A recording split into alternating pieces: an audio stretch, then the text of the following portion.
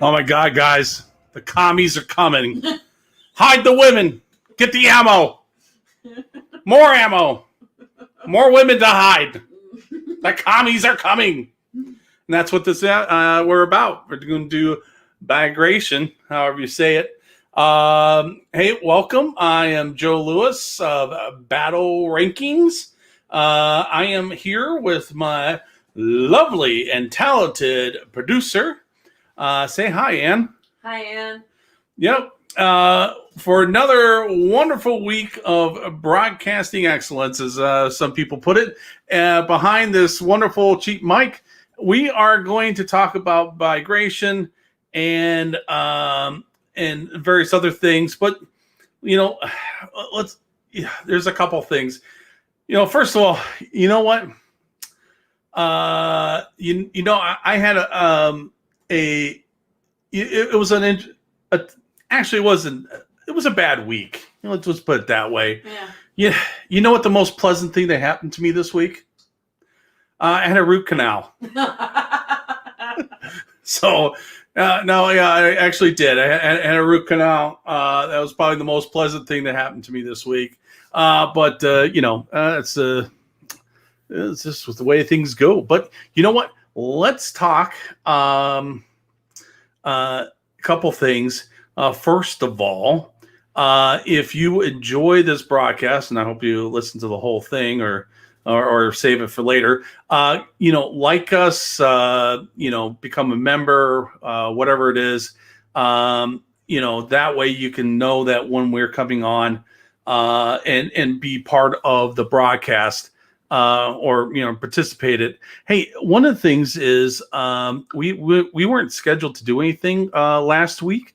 We were going to take the week off, but we actually came on Monday and only informed people who were part of Battle Rankings or smash that like button and subscribed and that kind of stuff. And we just did a show just for members, and actually it was kind of like take your call. So we had a couple people come on. One of the surprise ones was Dave Griffin of he used to work for Battlefront and he ran the tournament scene for the longest time, and we chit chat with him to see who he was up to. And he went back to school, and we were talking about that. He was studying farming, so I asked him if he can use the word horticulture in a sentence. But anyway, so we got that. If you like this, like it, become a member. Stay tuned to the whole thing. We have a special announcement at the end about next year or direction that we're going in. So yeah, stay tuned to that. And anyway, but for all those Toys for Tots. That's our big to do. We teamed up with Battlefront. Battlefront's providing surprise support. The idea is that you run an event or some type of event, and that involves a Battlefront game, and collect toys and donate the toys for Toys for. Well, in the United States, we have Toys for Tots. It's one of our recommended units. Also, we have well, and outside of the U.S., I'm sure there are other organizations that collect toys, and you can use them. When you're done with the event, and you do that, basically take some photographs, write down the names of all the attendees, and how you can get a hold of them. And what we're going to do is, have your local game store send that to Battlefront, and everyone gets to be put into a drawing. And in that drawing, Battlefront will draw some names for some fabulous prizes. And it's on the Battlefront site, and it's also on the battlerankings.com site. All one word scrunched together, battlerankings.com. Up in our header, you'll see Toy Drive. All the information's there. It's the same information that's on the Battlefront site, because the reason I know that is because I wrote the copy. And this is our third year doing it. And we want you to be part of it, because it's for the children. And hey, we get to push our toys, to collect toys, to give toys, and I can't think of anything better than that. So take a look at the details there. You have all this month until the first weekend of December to get your event in, and then submit the names. And I don't know, the 5th, 6th, 7th, 8th, 9th, like around the 9th, is that Wednesday of that week in December. Battlefront will do a drawing. Now, so the drawing's this. There's a top prize. I'll get to that, but there's 5 second place drive or second prizes, sure, which is basically 150 point army. You get to pick the army. 150 points, and I'm kind of reading. I know there's some things going up in Minnesota. Looks like they're not be able to get their event off. But yes, donate. There's kids out there that can use toys. By the way, we are not affiliated with Toys for Tots. You know what? I actually every year I'm surprised. I don't, we're not affiliated with them. We don't make a dime off of them. I'm surprised we haven't got a cease and desist letter, but that's okay. They're getting our help anyway, and we're giving them toys. If they like it or not. I'm sure they like it. For me, I know one thing. After we collect the toys, I load them on up, and I take them over to the donation center.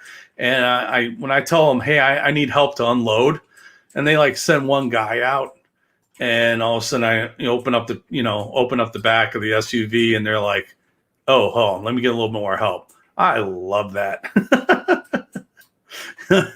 Anyway, because it brings kind of warms my cackles. Anyway, so we got that going on.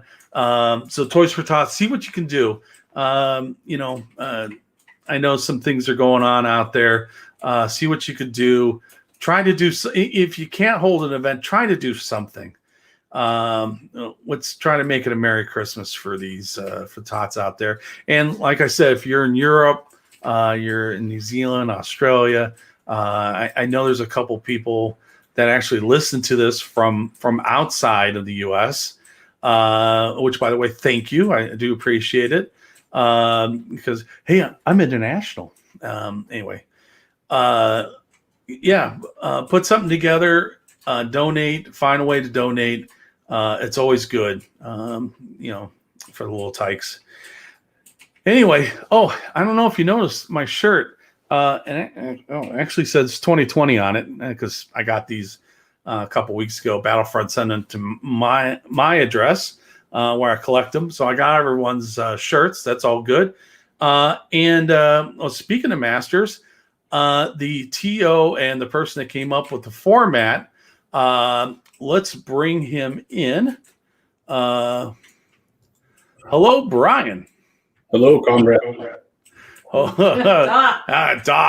Comrade. I told you the commies were coming. Mm-hmm. I even brought my Siberian kitten here. Oh, cool. Okay.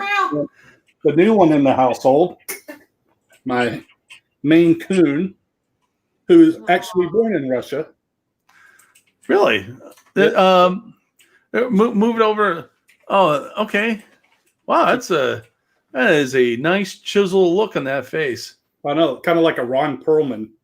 Yeah, Ron Perlman. Yeah. Yeah.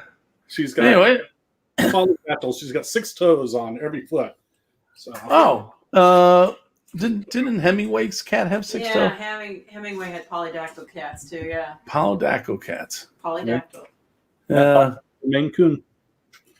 Well, now you want to make me sing, or you want to sing? I brought all the Russian stops out today. Yeah.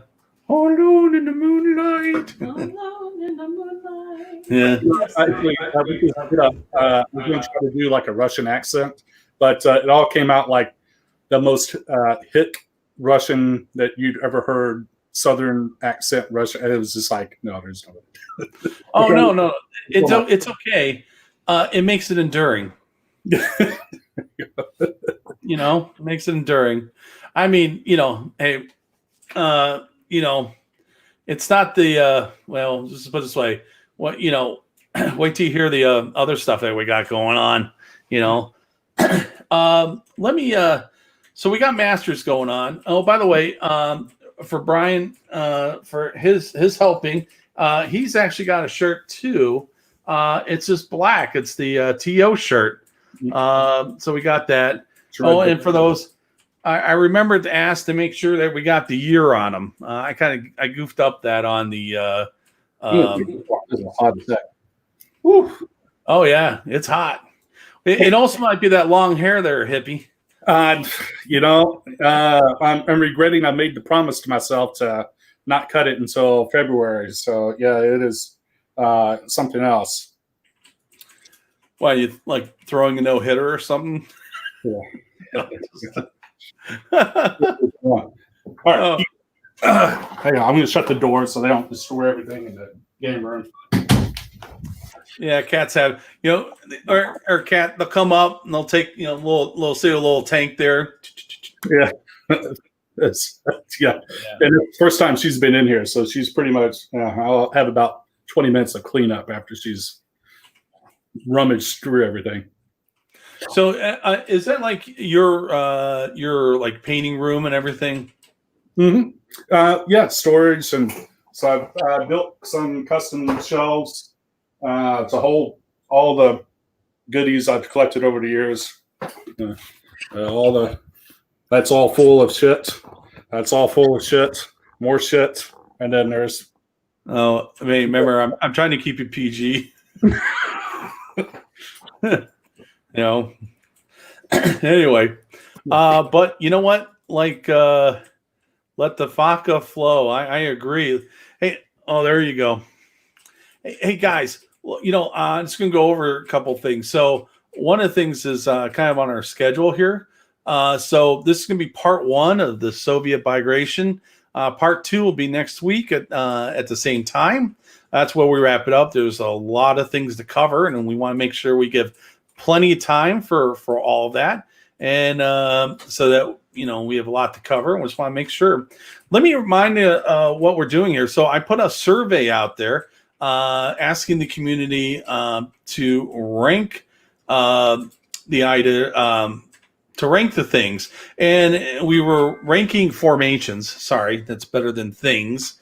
And ranking the formations, and the what we did is we gave it an M for the meta. It's so good, seems broken. A, strong contender, few weaknesses. B, good against certain opponents and situations. C, potentially a fun list, but will struggle. And D, which is basically it's the dog. This list is just, you will not have fun with this list.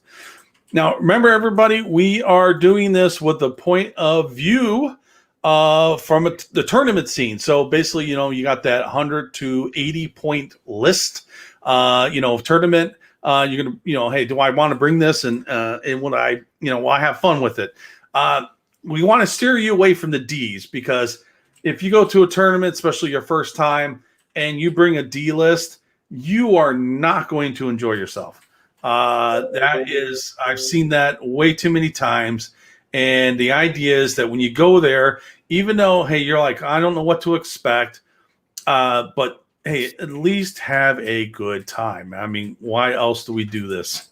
Yeah, we wanted expectations for there's themed lists that you could take, and as long as you realize if you pick something that we rank a D, but it is themed, maybe you have a family history to it or whatnot.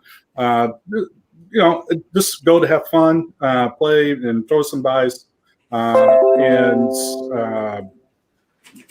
just realize it may not be as competitive if you're trying to win. Right. Now, some of these lists that we might rank lower will work perfect in a scenario game, or actually some of these things I've actually looked at and I said, boy, you know what? If I was running like a 60-point list, this actually might be a good list. It's just not very good in we'll call it the wheelhouse of tournaments, which is 80 to 100, 110, 120, especially on the high end of stuff. And kind of turn my phone off there. So in that kind of wheelhouse where a lot of people have tournaments, so that's where we're looking at these lists. But what's interesting, and it is, some lists come in and out of vogue, in and out of being a heavy hitter based off the points of the tournament, because of what you can bring or can't bring because of the size, because of the points. So that's what we're going to do here. Oh, whoops! I just noticed something. I left a comment. It's okay. We do these things on the fly. That's why it's a live show. Anyway, okay. So let me get back to it. All right. Let's get back. I'm going to look at the comments that people left when they were taking the survey. Actually, I'll make it bigger. Well, no, it's not really much bigger. A couple of things that came out. By the way, these were some of the more there's longer comments in there, but I just picked these. Some of you guys were writing me novels, which, by the way, I really do appreciate. And that tells me you guys are, really invested into this. Of course, I only have so much time. So I put this out here. One comment, but it's all anonymous. I don't know who sent what, but some people I can kind of guess maybe. This first one, I don't understand how now some Russian units are even better than their German counterparts. Infantry hits on a 2+ in coast combat. That's a big question mark. Veteran IS-2s. On the other hand, some cannon and 70 centimeter range. That's a giveaway. Just my opinion. Some cannon went to 70 centimeter range. Oh, you know what? I am a silly American. 70. Oh, it's almost 28 inches. So doing the conversion on the fly, All right, another one. The IS-2s and T-3485s are the MVP of this book. Soviet Guard of War. The artillery is alive and well. However, even the smoke pots, I think Soviet infantry will struggle. Being aggressive, make assaults on a momental task, and on the defense they get vaporized by artillery. Well, hey, welcome to the Soviet Army, the Red Army. We'll be talking about a couple of these things, but the RPG card is very good. So is a 3-point smoke card maybe a little too good? Maybe. We'll be talking about those here in a sec. Is there so much to unpack in this book? Yeah, there is. There is a lot to unpack in the book. I'm hoping we could do it in 2 episodes, especially the way we get, myself get off topic, but I will try to stay on topic. The heavy tanks are great support, but not enough attacks to change the battle. The T-34-85 is the star of the book, and the assault engineers and the Hero motor rifle. It's just the specializing 4+ to hit Soviet infantry. They'll never see the light of day in a most competitive play, as they don't fit with the rest of the army. And the hidden gem. Oh, a hidden gem is the 57 millimeter anti-tank gun at 8 points for 4. There's a real sweet spot for a Soviet list. Okay, so that's some of the feedback. I did get a lot of feedbacks, and some of it, these are the support options. Brian, you want to go ahead and what do you think about the support options? I think it's pretty good. Your God of War setup, if you want to take that. You also have the new IL-2 plane, which is AT-8. If I remember correctly, let me look for my notes here. Yep. And the nice thing about the new planes or the planes whatsoever, you can also make your own luck. So if people come out or if somebody drops an ambush of, say, intends on you, and you really need to get your planes in that turn, then you could do, make your own luck, and then bring your planes in, and then, have a tremendous amount of fun shooting the back of M8s, or M10, excuse me. The BA-60 armored car platoon is also really good. I like that platoon, mainly because I believe you can just replace it with the decoy company and the decoy company card. So that's probably the best tank platoon in the game for the points. So a lot of good stuff here. The 122 batteries, that somebody already mentioned, under the cover of smoke. That is a very good card. You'll need the 76 or the 122s to be able to make use of that 3-point card where you get essentially 2 rounds of smoke. You have to be, I think there has to be reserves or something on that line. You can't use it in fair fight missions. If you plan on attacking all the time, then that is the card for you. Yeah. I'm thinking I like the plane options. I think the planes really help the Soviets, especially like armored excuse me, like armored anti-tank or some armored anti-tank, armored artillery. I think your planes can take that out before it takes your infantry out. It's interesting. The artillery is not that expensive. That's really good.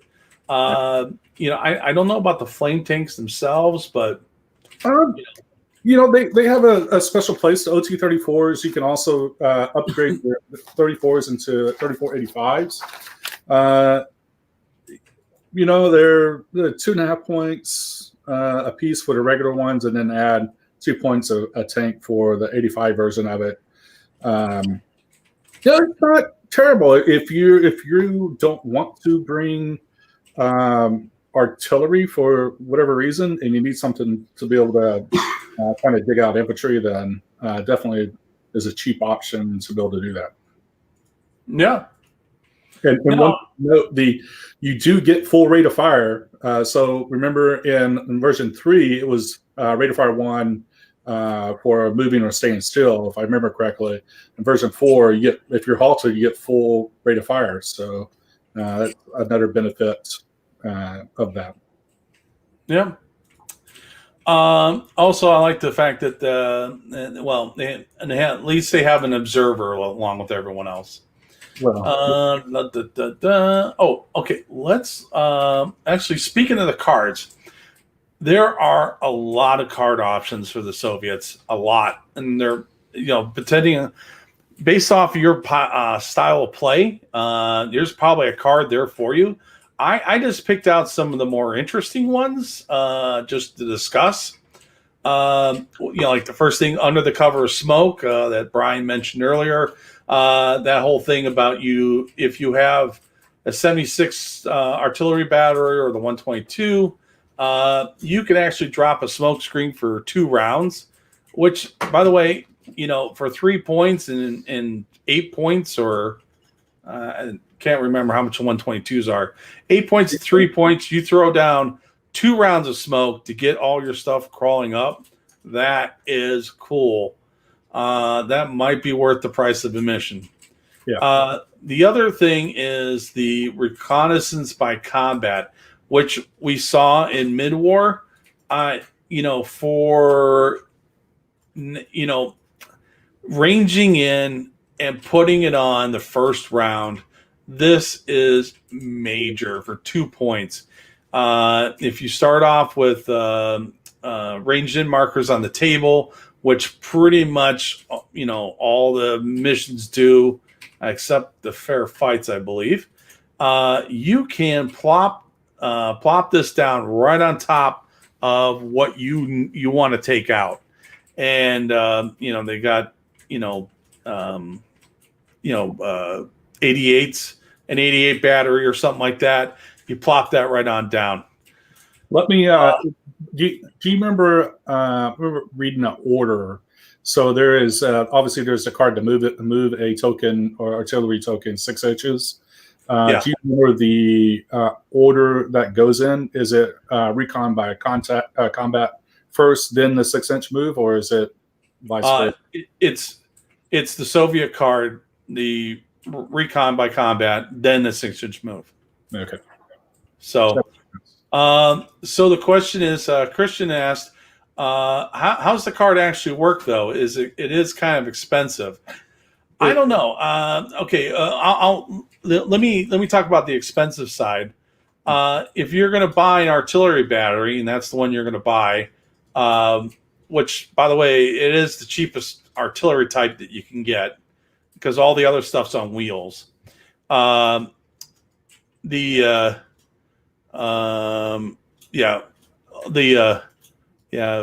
is jumping in there. Recon by combat first. Okay. Then, we're back here, but this. So on the cost, there I go, train of thought. The cost for 11 points, I'm going to get my stuff where I need it and not get fired upon. Because Soviets get hit on 3s. There's a lot of stuff that can really bang you up, and if if you're like your Churchills or something heavy like that, you're only moving 8 inches. You think about it, you can just sprint on up, use the cover of smoke. It's good for 2 rounds. Matter of fact, if you do it right, you probably could pop through the smoke and then salt in the smoke. Depending on, of course, your opponent will allow you to have to do that, of course, but we'll see. But it all depends on how you plop it down. The thing is that instead of placing one of your ranged in markers, you place smoke screen at as the unit has fired a smoke bombardment. So you put your ranged in marker down, and then you say, "This is my smoke screen," and that's where it is during the range in time, and then all of a sudden, poof! It's like instant smoke screen. You know where it's at. Then you go, and then let's see. First turns. Let's just the same. Assume that the Soviet player is attacking. So it's up on your first turn. It's up on your second turn.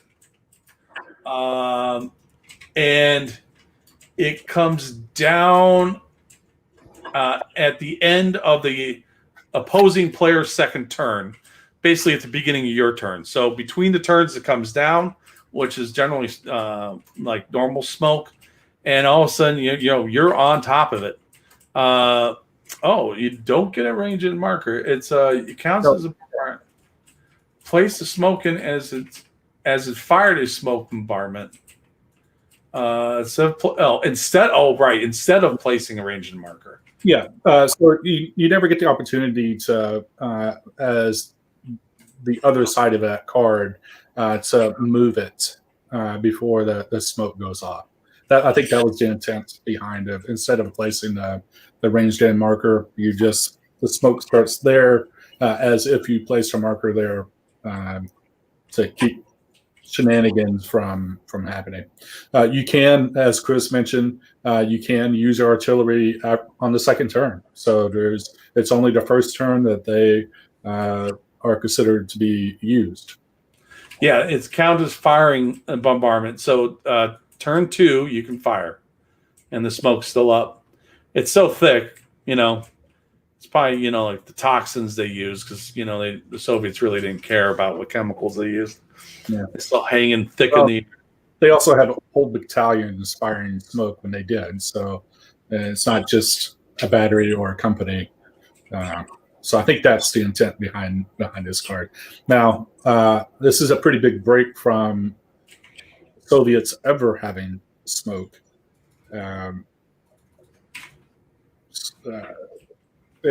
So I mean, I don't know if it's good or bad for the Soviets for the rest of the game to have something like this. I mean, 2 rounds of smoke is a very long time, especially when you consider even at normal movement.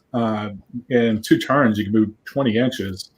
Let's take that in like a breakthrough or a counterattack.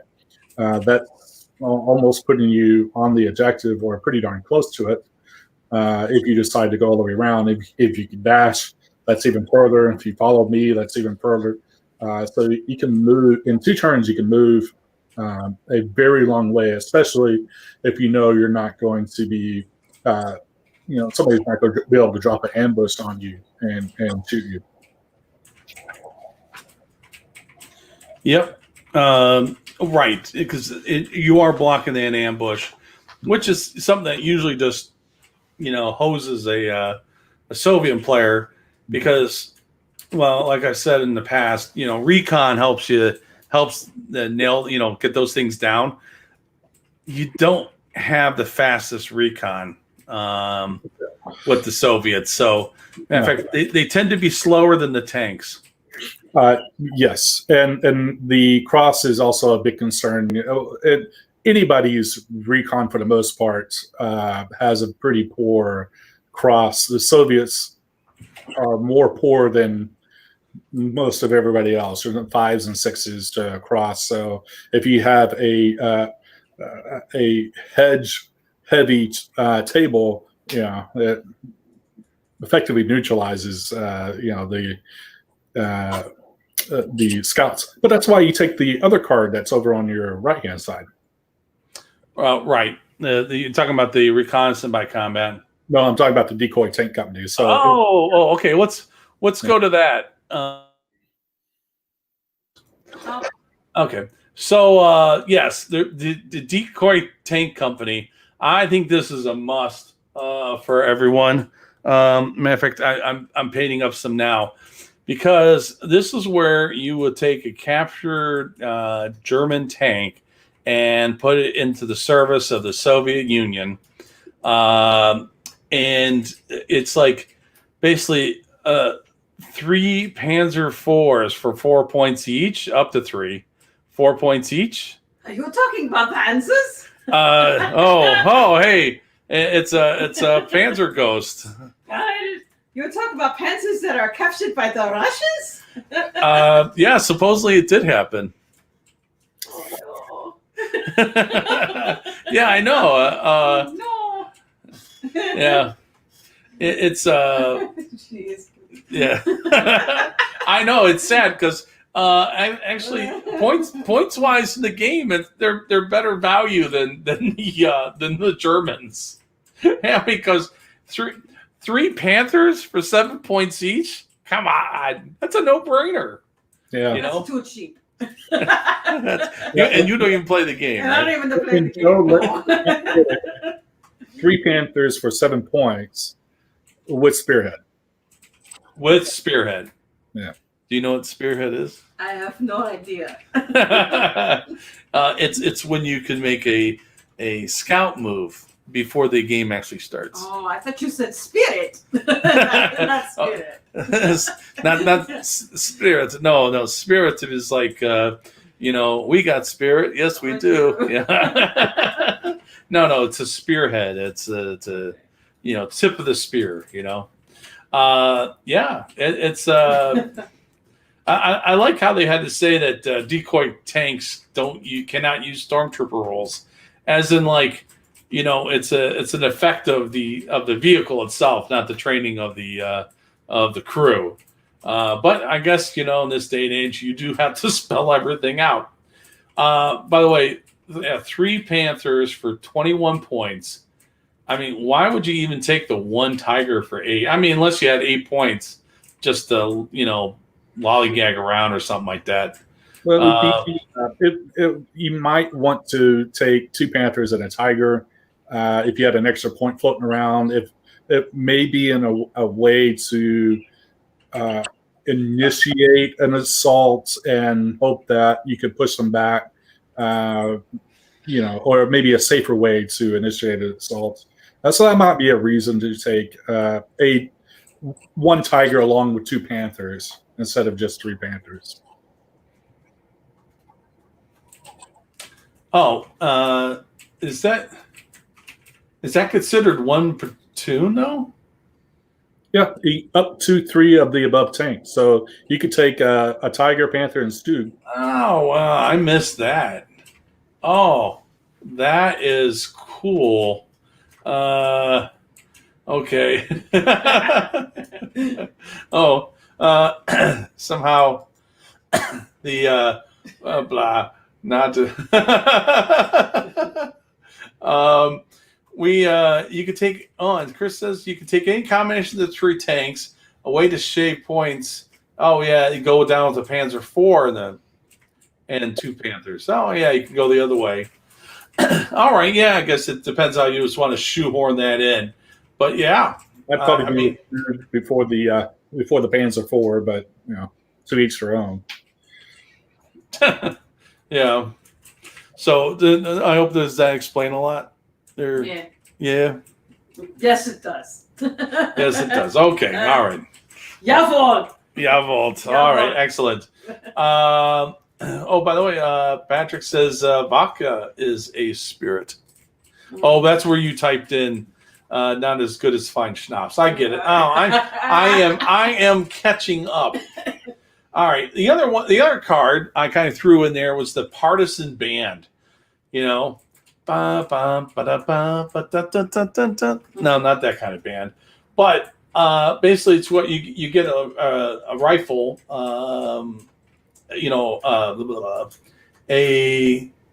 A rifle company, and change the statistics, but it has the it's always deployed on the table, and but counts towards total points held. But counts to point. Oh, it's not as good. Never mind. I need to read these things a little bit better before I throw them up there in the last minute. No, that's actually pretty good. So if you're oh yeah, right, but counts until in reserves. 15 points, they count for your 40% in reserves, but they also get deployed on the table. So that is pretty darn good. That is really good, and it's because it's all you got to do is, and the thing is, you don't have to get like the partisans, right? I guess maybe you could do partisans, but you can also put them in Soviet uniforms and call it a day. So I thought that was good. By the way, these are just cards I randomly picked. There are a lot more cards, as a couple other people said. Let's before you move on, there is one card that you didn't talk about that's on your screen, and that's the anti-tank grenades. And I think that is something that we should talk about. It's basically for 1 point, any of your Soviet infantry units can have 2 Panzerfaust for 1 point, and that is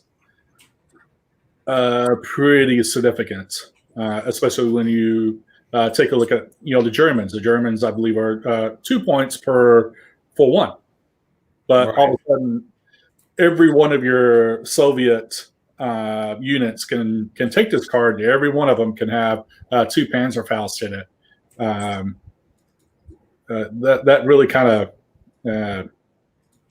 puts a hurt on the Germans as far as who is the better defensive infantry. Yeah, actually, and the fact that you compare these up with guys that hit on 2s. Yep, that's significant. Yeah. Right. And by the way, it's assault only, but that's where you're going to need it. Yeah. If you're an infantry heavy player, this is a must card, because if you're going to hold something and tanks are trying to take it, and you hit on 2s or even 3s, hell, you take that, and all of a sudden, boom, I hit you on the side for 10. The biggest stuff out there right now is an 8. Yep, 8 for the IS-2 and the Tiger. Right. Or IS. Yeah, it's and so put a Soviet infantry company and then maybe put the HQ over there. Boom, you got 4 anti, 10 shots protecting your objective or whatnot. It's I mean, I wouldn't say there's a lot of cards that you must take as a player. This, I would say you must take it. It's just too good of a deal for 1 point to pass up. That kind of firepower. If you had a mortar platoon that was rated infantry, could you buy one for them? Yeah, absolutely. HMG squad, if you wanted that little, I think it's 9 Soviet HMGs for 6 points. Add this in there, all of a sudden you've got 54 machine gun shots and then 2 AT-10s on on defense. So pretty crazy combinations that can be had with that card. Yeah, I agree. Well, let's. Are you ready to move on to the actual formations? Certainly. All right. So what I kind of do, I had to split them up. So tonight's theme is "You're No Hero." So basically, we're going to take the non-hero items in the list in the book and change them to and do those first, and then next week will be the heroes, and kind of split it up that way. You're lucky to get ammo. You're lucky to get ammo. Yeah, basically, guy number 1 gets the rifle, and guy number 2 gets the bullets. Yeah. So, let's talk about. What's the first one? The first one we are going to go, because you are in your tanker outfit. We are going to talk about the Hero T-34 battalion. Just go right for it. The iconic T-34. T-34 or Hero T-34? Regular. No, it's you're not a hero today. Yeah. Not a hero. All right. T-34 85? T-34. This is a regular T-34. I thought we work up to the 85. So, yeah. I'm kind of looking at here. I think it's that's Hero, Joe. Get out of there. not a hero. Oh, so yeah, here we go. I think the neat thing about it is that I know you have the skills of 5, but maybe you don't have to rely on the skill, but rely on the fact that you have quantity. The fact that you could take 10 of the actually you could take 10 of the T-34 and you can replace up half of them with the 76. I mean, that's crazy. Yeah, that is pretty good. Yeah. The problems I've had with 234 in this particular format is they're the same cost as the hero version. So you have to make a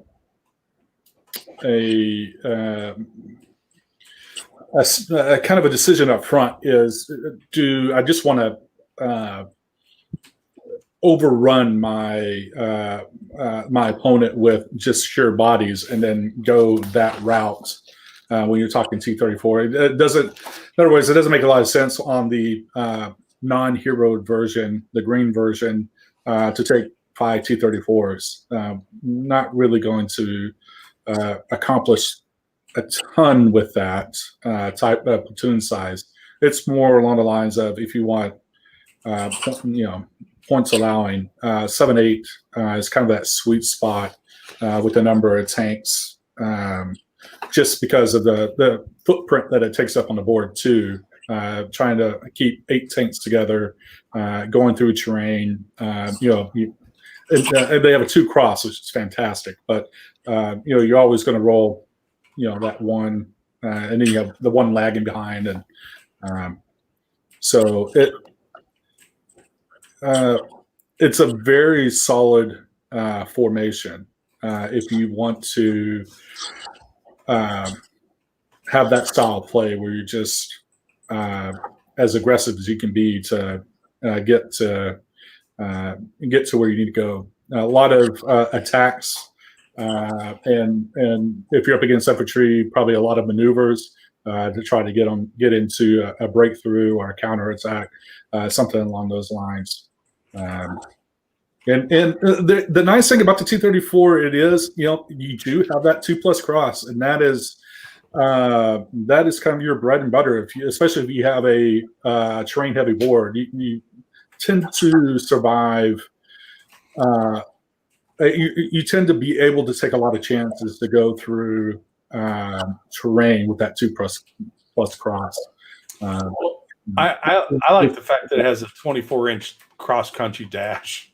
Yeah, that's I've had that used on me before, and it sucks. Especially they do the dash and then follow me or something like that. You're like, oh my gosh. It can really put you on your heels trying to defend against lists like that, because they can show up in places where you're just not expecting it. Well, another thing I like about this list is that it brings friends. So this formation brings friends. You can bring an SMG company or a regular hero SMG. You get anti-tank. You got mortars that come with it, which, by the way, which kind of, this is a combined arms game. Some of the German lists that don't have, you have to go out and get something, and it's expensive. Because you don't have orders to do. Yeah. But you have to keep in mind that these mortars don't smoke. If you're they're fantastic to be able to pin something before you go in and do your assaults. But yeah, the nice thing is the Tankodeski card, and then taking the SMG company and throwing them on top of the tanks, and then just moving your 28 inches, and the next turn they get off and they're like, digging down the ejector or some crazy thing like that. Yeah, actually, Fretz here says, yeah. Also, it's one of those things. If you want a big point reserve, here it is. All of a sudden, boom, one die roll. Here it comes. A lot of stuff, which is always good. I, you know, I like the list. Yep. I would say I like the list because it brings a lot with it in the formation, and it's almost impossible to break because as long as you bring more than black boxes and you bring the SMG company, whatever, which one, the hero or not, and do the mortar. Hell, you can bring the AA if you want. The AA, which is the M17. I mean, it's 3 points for basically a point each, and you get your AA. And guess what? It's armored, and it can shoot infantry. So, Right. And those guns could also dig out infantry. What's it? A 5+ in the firepower. Pretty Yeah, it is. Most of it's pretty standard 5+. Yeah, so it's a little like basically shooting a lot of 50 cals into the infantry. So if the buddies it brings along really works well with the tanks themselves. Now, the only problem with this is the 18-9 guns are overworked. So that's the only thing you have to work out. Yeah, but spend a couple points and get some 85 T-34 85s, and all of a sudden you have 12s that are not overworked. So I think this list was okay for what you need to do. Obviously, you're going to have to bring something a little bit bigger to take out the heavier stuff. But man, a lot of T-34s just coming down on an infantry.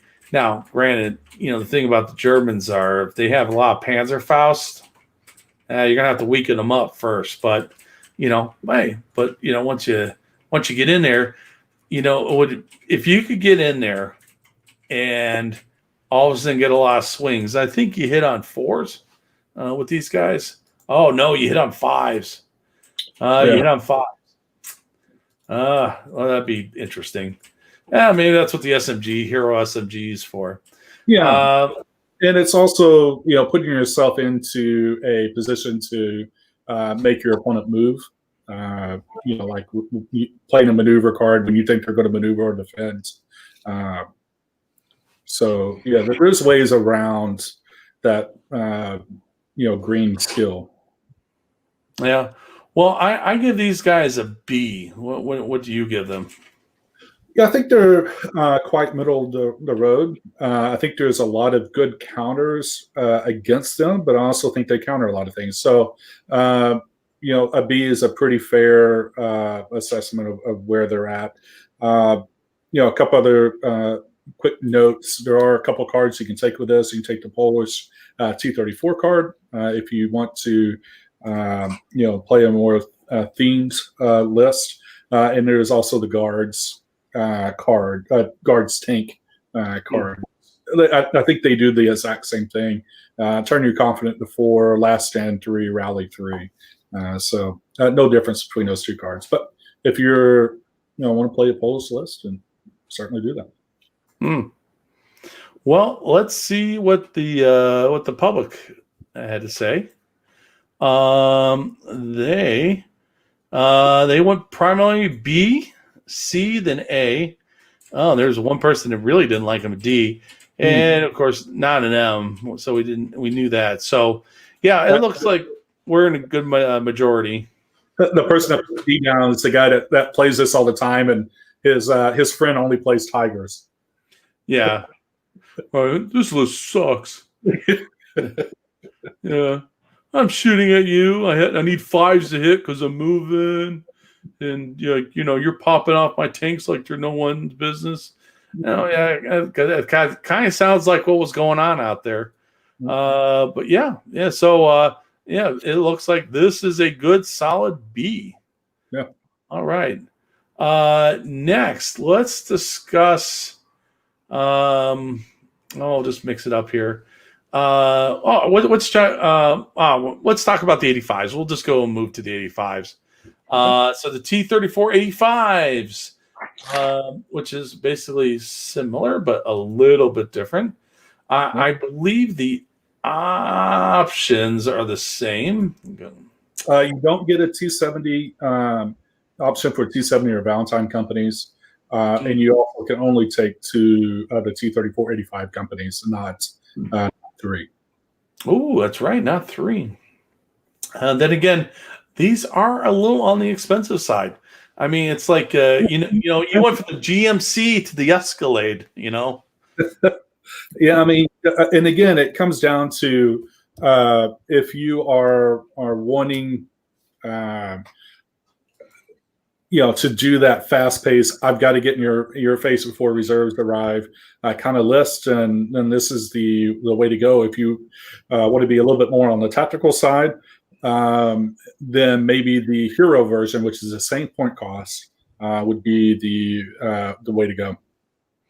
Yeah, actually, I like the fact that hens and chicks are gone. Yeah, you and everyone else.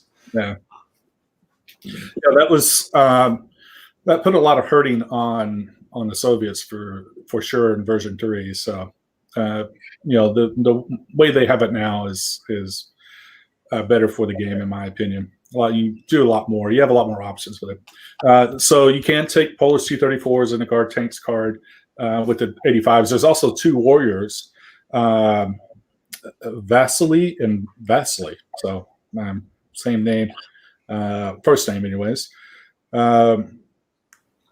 Was that like Tom or Dave or something? I guess there's like three Vasilys that are hero cards in the Soviet. So I guess that is a very popular first name.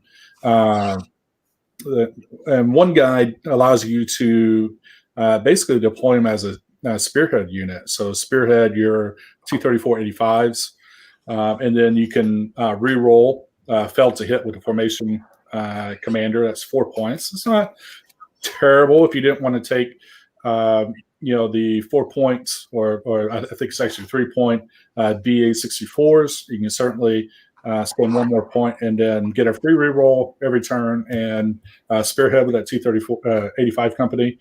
And the other guy doesn't suffer a +1 penalty to hit. So, yeah, for 2 points. And you can't be concealed against him unless you're gone. So that's actually a pretty strong card. I think that's a pretty good bargain for 2 points. And you can only take it in T-34 85 company. So, yeah. Cars with them. Well, once again, these guys come with friends, and friends are good. And it's the same. It's the same friends. The Hero SMG, the regular SMG, your choice. Anti-tank gun, if you want to go that route. The mortar and the anti-aircraft platoon, the M17s. Mm-hmm. Once again, they all support the main combat mission for the T-34 85s. So I gotta think about this one now. Let's see here. I played Heroes. So yeah, I think this ain't so bad. You know what? What would you rate it? I'd probably put it on the same line. You can't as a B. So I'd put it kind of like a C plus B minus. The problem is being these are actually 4.3 to 4.4 points a tank. But you have that green skill, so you're not going to be doing maneuvers. Like blitzing with it. It's a 4+ confidence, so you may not be able to follow me with them also. And 30 points only gets you 7, whereas you get 10 of the other. So that can be pretty expensive. So they're on the verge of that. I'd say a low B, but a B nonetheless. Yeah, I'd give it a B also. And pretty much the reason you were saying. So let's take what the voting public had to say. Yeah. and over half said that B's, A's, C's.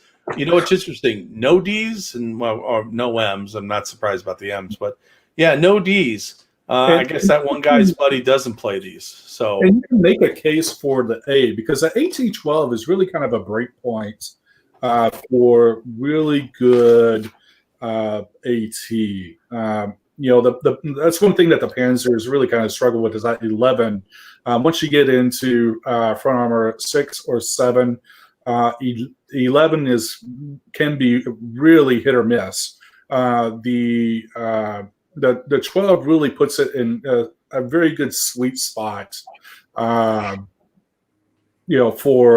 being able to shoot tanks. You're really going to pretty much cover most of your tanks. Have a really good opportunity to be able to get rid of them, and of course Tigers. You have better than average. They're a 1 or a 2, so it's a 1/3 chance that it's going to go through. So yeah, I can make a strong case for A, but my play style is more would put it on the B's side of things. Yeah, I think it's on a B. With the the way people voted, what they were talking about, and it's 5s for the skill. I mean, could you imagine if there were 3s? You got 8 T-34s, and it's basically like, just this firing line that comes out of nowhere. You just obliterate stuff. But that being, of course, if you make that 5+ up for the blitz, that would be epic. Yeah, you pop a champagne cork and have some drinks and celebration and making that 5+. And if you did it in a tournament, you let the rest of the store know, and then like the Pokemon players up front, you let them know too. So yeah, okay. Anyway, but hey, T-34, it's iconic. I got them. Everyone should get them. We did a couple tanks. Let's kind of let's shift gears here. Let's talk about the Motor Rifle Battalion. The Motor Rifle Battalion. If we can pull that up. Now I'm looking at on the. Yeah, this will be a short question, I think. Motor Rifle Battalion. Yeah. Well, let's take a look. Guys with guns. You get a non-hero tank option. But hey, it's one of those things. The Soviets bring everybody and their grandmother with them. They have a lot of friends. The one thing about the motor rifle is the infantry is expensive because you get a whole bunch of them. The thing is this right here, where you can integrate the decoy card into your formation. Right. That's the only benefit I can see with these guys. I mean, you're paying more than 1 point a team for something that saves on a 4+. And Joe, I know you have experience at a tournament with 4+ infantry. If you wouldn't mind sharing that story, I always get a good chuckle out of it. Yeah. Actually, it was east. It was like near St. Louis. Yeah. Will Wankowski was running a tournament. We went out there to support his tournament, and I borrowed as many Soviet stands as I could. I asked around. I go, hey, I need a lot of Soviet stands, and I think I had 20 to 28 stands. I think it was mid-war, and in 2 globs, there was just a lot of guys. PTRDs, flamethrowers. I got all the options, and these guys, I didn't. They had all the tools except a shovel. It was just attack, and that's all I did with those guys. And I kept track of body counts, man. It was like, the bodies hit the floor. The bodies hit the floor. I was losing stands left and right. Hey, if you're listening to this, and you're like, hey, maybe I want to get into Soviets. Do not get attached to your infantry or tank stands. You basically just move them over.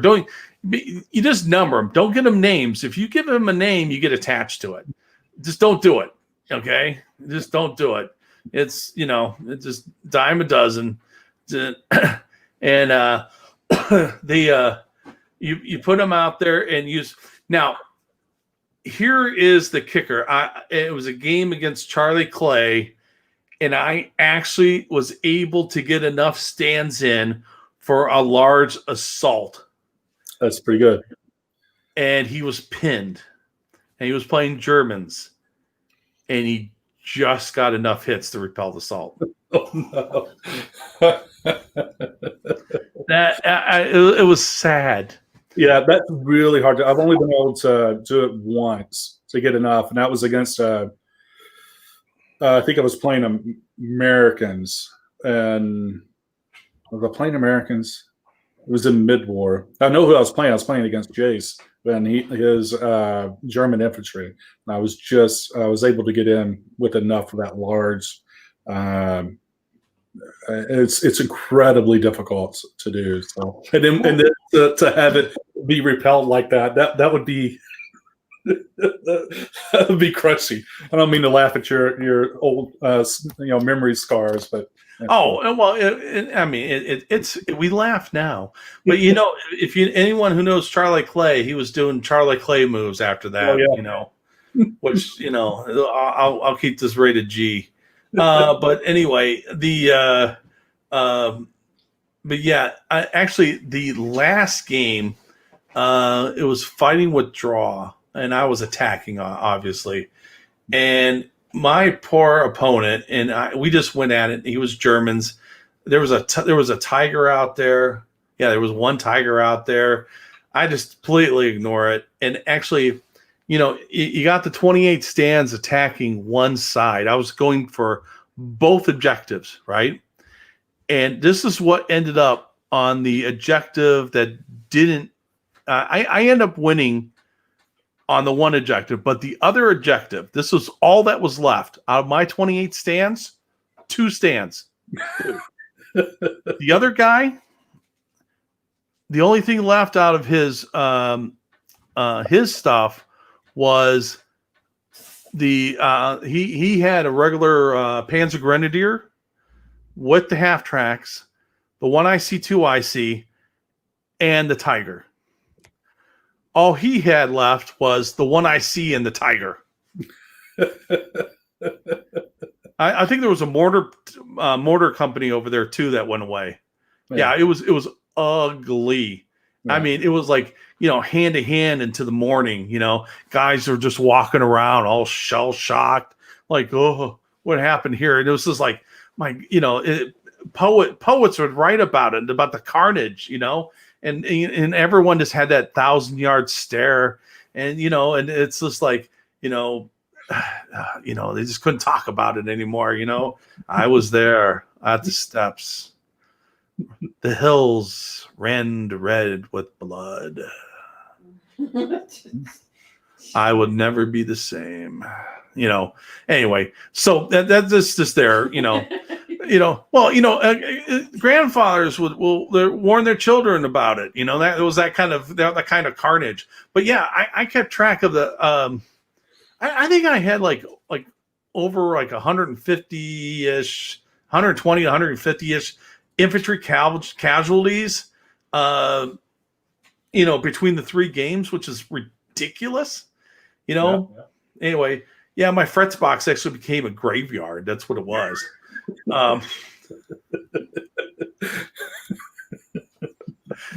Anyway, hey, if you're looking for some fun, do these things. Because actually, when I saved someone, I went, "Woo! Hey, I saved someone!" Because it's a 4+. Yeah. Digging in. What's that? And getting these guys on the party template, man, it just. I mean, you played it the exact way that you would have to. Is just move forward, just because there's no way these guys can stay in foxholes and hang around. I mean, it would just be really, really tough for that 4+ save. So just pushing forward as much as you can. Well, I I think about which is it, talking about the rest of the formation, the fact that it has a lot of buddies, um, and you could bring in the T-34-85s, Mhm. and you could bring in the decoy tank company. You got two mortar options. Um, hey, look, you have you have the 76 millimeter option, so you can put down the smoke. Yeah, which So is absolutely vital for these guys. Because if you're moving them around, 2 turns of having them concealed by smoke is just. I mean, that would turn this into a pretty tough list. The other thing is you could get a full T-34 tank company and just put them all on the back of some tanks and run them to wherever they need to go. well, there's that too. Oh, but these guys also have the Hurrah, so that they have a assault range of 6. Yep. I mean, hey, what's not to love? So the more than 1 point per team. That's well, yeah, it is a little ridiculous. I mean, yeah, you're paying for a lot of war casualties. Yeah. I think even with ICE, this is a fun list. This is the fun list to play. Don't expect miracles. I mean, unless you just totally suffocate your opponent with your minis. Yeah, I just give this list a B. I wouldn't even gone that high. I would definitely a C for me. I think it can be neutralized quite effectively. I mean, a lot of things would have to go right for the Soviets and wrong for your opponents for this not to be, as you described earlier, just a bloodbath. I mean, there's a lot of integrated stuff you can take. Being able to integrate those Panthers into it is nice, but still. I'd have a hard time giving it anything above a C. Well, let's see what the people had to say.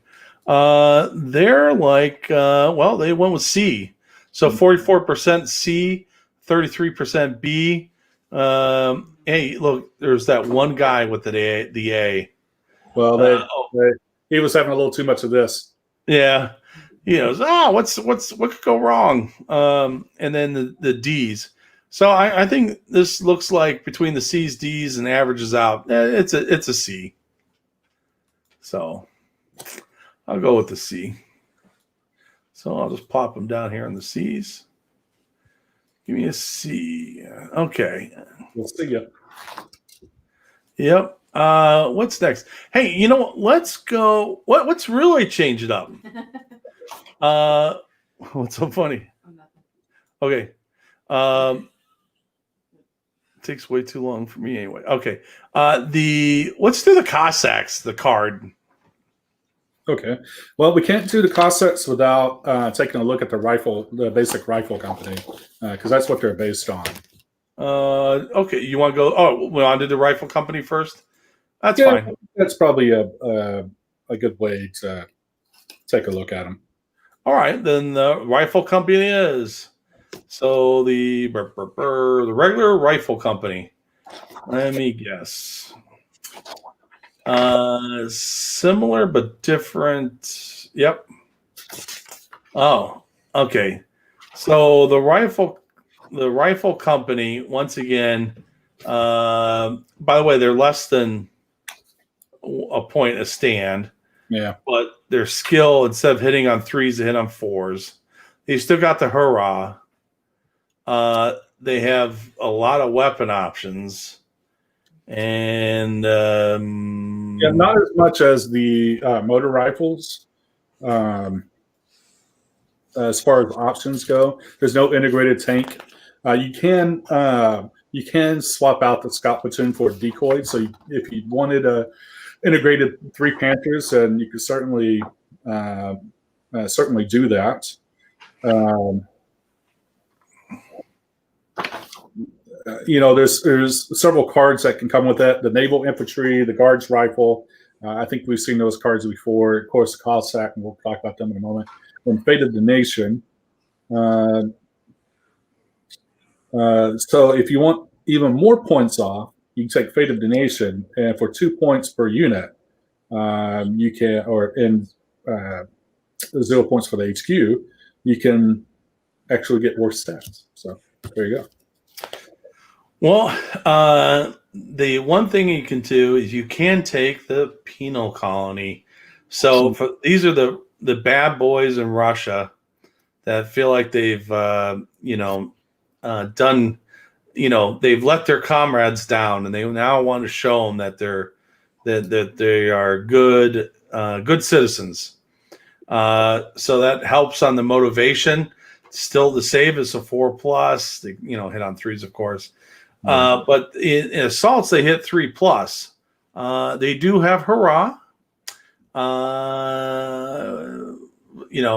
But 18 points for 15 in a Karmazar. Well, yeah, they're 8 points more than 6 to 8 points more than just your regular rifle companies. That's for essentially a morale bump and then worse tactics. I'm not so high on those. They do get you a warrior. You can take a warrior for 2 points. You can reroll infantry save, so not too bad. You can cross minefields on a 3+, also not too bad. And you can move up to 12 inches within your deployment area. So kind of a in deployment area spearhead before the forward first turn. So not terrible, pretty good point card if you were wanting to play the penal company. Okay, not bad. I don't think there's. Well, they are SMGs. That's 15 stands times 3. That's a lot of fire. Yeah. It seems to me like being a penal company, you would be lucky to have a rifle. So I don't know. Again, I don't know the histories of this, but if you betrayed the motherland, they're like, here, take our best weapon. Well, I would think it would be more like, here's this broken broom handle. Yeah. As you walk through, go pew pew pew. Exactly. Exactly. Yeah. So I did put kind of WTF the SMG on that. I even wrote that down. That was a bit surprising. I still think, though, for more than a point a stand for something that saves on a 4+. Yeah. I'm. With the more of the lack of options, I'm a little sour on these guys. I'm put them as a C. I think this is probably going to be my first D. It's I wrote on my notes here. I just wrote themes only, and that's really, to me, the only way that these can be played. They're just too expensive for what you're getting, especially if you want to play the penal colony or penal company. Then it's just and no integrated T-34s, anything like that. It just, I don't know. I'm pretty sour on these guys. Well, you are in good company. There's half the survey said C. For some reason, some guys said B. Not judging. A whole bunch of D's. So basically the B's and D's. And there's that one guy that said, hey, this is an A list. Yeah.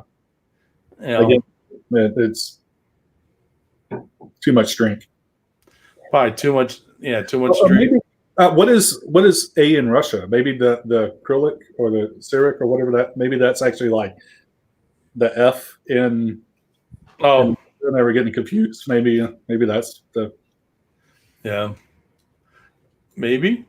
Yeah. Well, I'll tell you what. I'm gonna go. I'm gonna go with the pub. I'll just put them down as a C. Yeah. Uh, I mean, they're heading towards D real quick, but Yeah. we'll put them down there. Let's. We're gonna move to now. Okay. So this now leads us into the Cossacks. Yep. All right, Cossacks. Yep.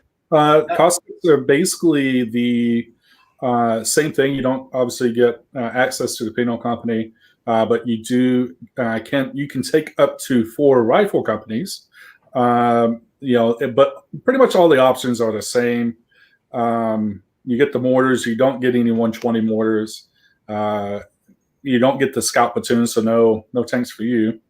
But that's pretty much it. It's and you can't take any flamethrower teams, so no cooked horse for you. Oh, and speaking of horses, you don't get any horses. Sorry, you're foot mounted Cossacks. Well, what kind of Cossack are you if you're just foot mounted? Yeah. Now, I actually know some Cossacks. Matter of fact, they're the ones who got me into Flames of War. Paul and Andy Pundy. By the way, they were playing version 2, and I don't think they made it too far in version 3. But they introduced me. I knew them from Chicago. I saw them at Gen Con. They were playing, a tournament up there, Flames of War. I'm like, oh, what's this silly game? And they were telling me about it. But they kind of got me into it. Well, actually, you know what they sold me on? Because I was pretty sour about like 40K. Yeah. And I'm like, oh, man, I have this whole orc army, which I still do, from like 90, I don't know, 1 or 2 or something like that. And all of a sudden they do a rules change and like half my models are like, are gone. And I'm like, well, forget this. Yeah. So I said, I'm like, oh, I'm pretty sour on games like, miniature games. And they're like, well, hey, look at it this way. No matter what, there always will be a rule set for 15 millimeter World War II. And a Sherman will always be a Sherman. Yeah. I'm like, makes sense. So I'm like, now I know it could protect my investment. Now that sent me down a road of I don't know, sent me down a road. Anyway. Yeah. My road led to building custom shelves so I can hold all my stuff in it. Yeah. It's probably ranges more into a sickness or something like that. Anyway, I need more miniatures. I mean, of all the crap I have, I mean, I got boxes of stuff, that I've been mean to paint. Team Yankee box, foam Vietnam boxes. There's some more boxes down here. Yeah, and then all the little 3-inch shelves are all teams. Yeah, it's. I went to inventory it, and I did a little drinking after that. I was like, oh my god. Yeah, well, I think the Cossacks are pretty much just like the rifle company, a little bit less. Yeah. So the fact that you have to pay for the cavalry card to get the horses is really asinine, to say the least. That should have been included, with it. Now I have run a Cossack company in support as a support option, and against our the only time I was really able to use it was against our friend Alan when I went up to your tournament up there in Indianapolis, and they it was, I believe, counterattacked, and they first turn, I mean, out of a spearhead, they were essentially on the objective because the 20-inch cross country, I mean, that's a pretty big distance, and then they made her follow me, and they're sitting comfortably on the objective. So It's situational. Themed. If you have the Cossacks models, that you put all that time in painting. Because for every horse, you got to have an infantry stand. So, and then every mounted Cossacks is the horse plus the infantry, and a lot of people put a lot of time into painting that stuff, and Looks great when done right. Yeah, absolutely. Mark Bain is probably one of the best Cossack players out of version 2, and somewhat in version 3. He kind of retired them, and his models look fantastic every time that he put them on the table. So, it's if you wanted to play, I would probably lean towards the list that we would talk about tomorrow, or not tomorrow, but next week, and that's the hero version of this. Okay. This by the way, I was talking about the Pundys. The one thing about them was their parents, Dr. Pundy and his wife, were from the not Russia, the place that Ukraine. Ukraine. You're from the Ukraine. They were Cossacks. You're from Ukraine, and so they their sons were bilingual. They spoke Ukrainian or whatever that dialect is, and they also obviously spoke English. But here's the thing: you'd be playing a game with them, and it's like the brothers were matched up with each other. All of a sudden, they would, like, if they were talking strategy, go right into Ukrainian. You're like, oh, kind of me a break. Anyway. But sly. Anyway, that's one of the reasons why, if you go out to ETC, which if you have the opportunity to do that, I highly recommend doing that. A great experience. But that's one of the reasons why in the rules it's like you can only speak English only at the tables, because the game is English based, and that way everybody's on the same playing field. Yeah. Well, actually, what would you? Let's just go with. What would you rank the Cossack regiment?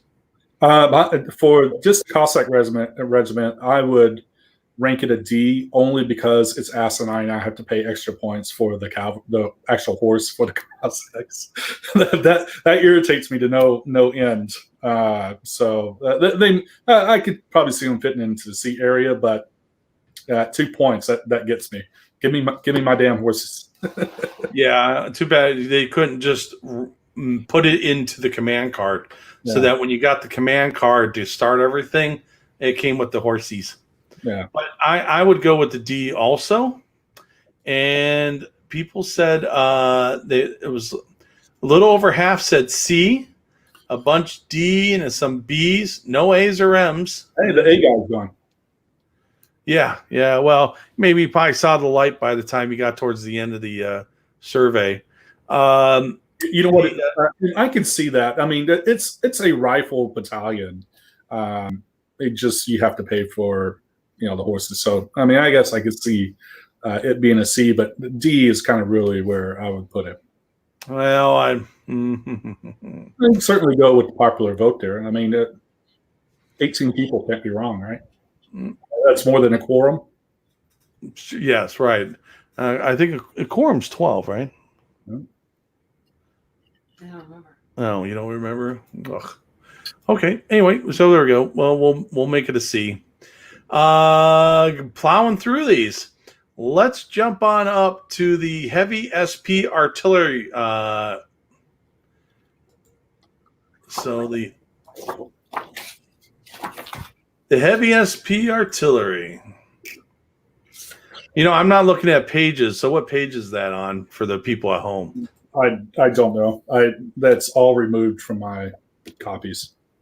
It's in the book. That's exactly right. If you flip through, you're guaranteed to come across it.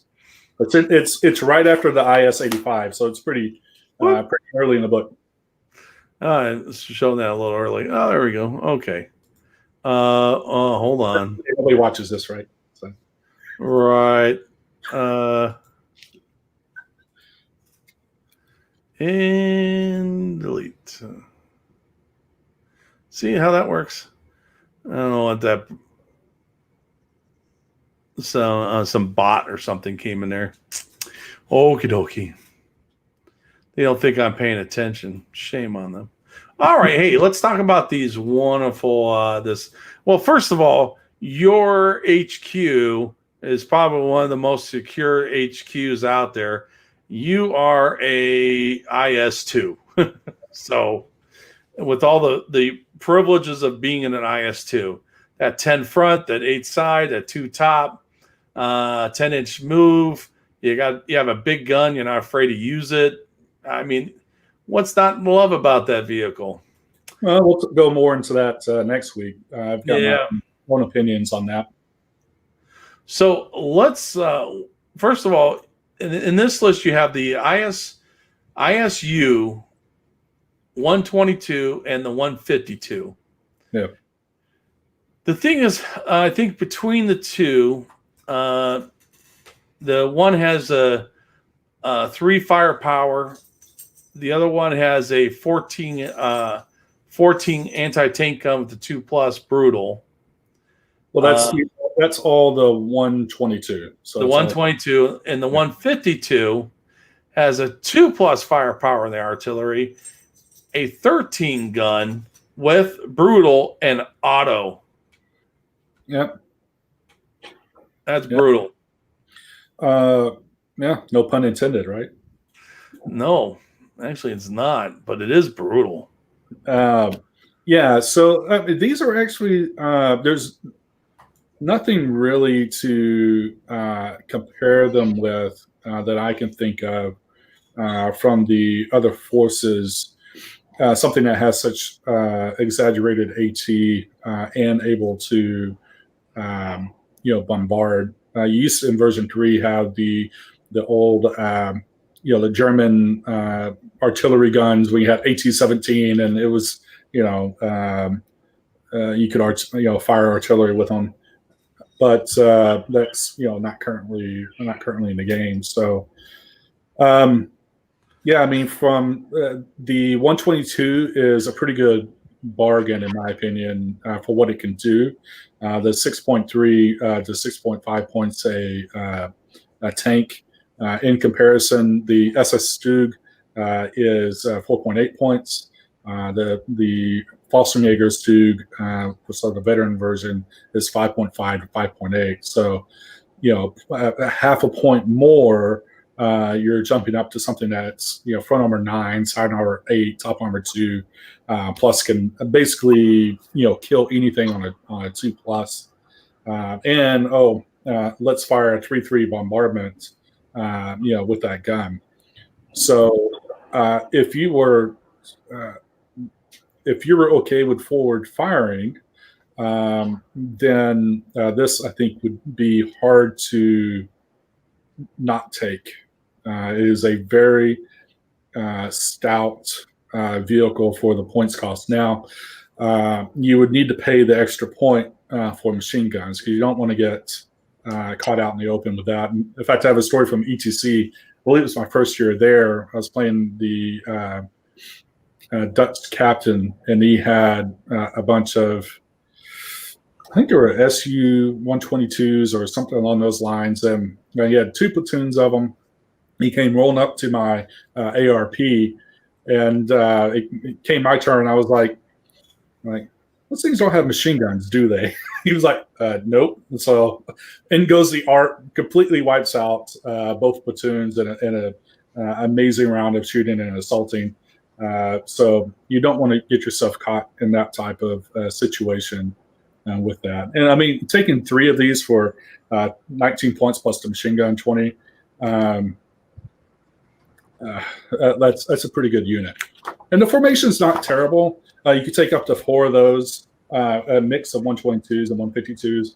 Plus, you can take the integrated Hero SMG or the SMG company or the Sapper company, which I'm actually pretty big on. And we'll talk about that later, too. So, pretty stout formation. Okay. Here the fact that you could take the sappers with them. I really, really like these pieces, but I got one problem with them. Do I bombard or do I shoot? Yeah, that's exactly right. And it's like, oh, I do both equally well. And, Yeah, and the thing is, if you're using it as artillery, you are not moving upon the objective. yeah, If you're moving upon an objective, you're not bombarding. So it's like, yeah, man, because well, the thing is, I look at them, they're like poor man IS2s, you know. absolutely. And I looked really hard at this list, and probably the only reason why it's not on my playlist is because I didn't want to go out and buy. I was on the very front end of the bandwagon of SU-76 and for mid war, and pretty much bought the country out of SU-76s. So at the time, so I really like these type of uh, No. commonly, very well, exactly. Yeah. Really priced tanks that can do all that. But you're right. You don't want to get into the mindset of. I'd almost just put a line through the artillery line, and that's just kind of like a last resort type of thing. I mean, you really kind of want to move forward. And of course, it depends on what you're playing against, but. Yeah, I mean, this is a really for 6.5 points at most. Fantastic unit. I'm not so good high on the 152s.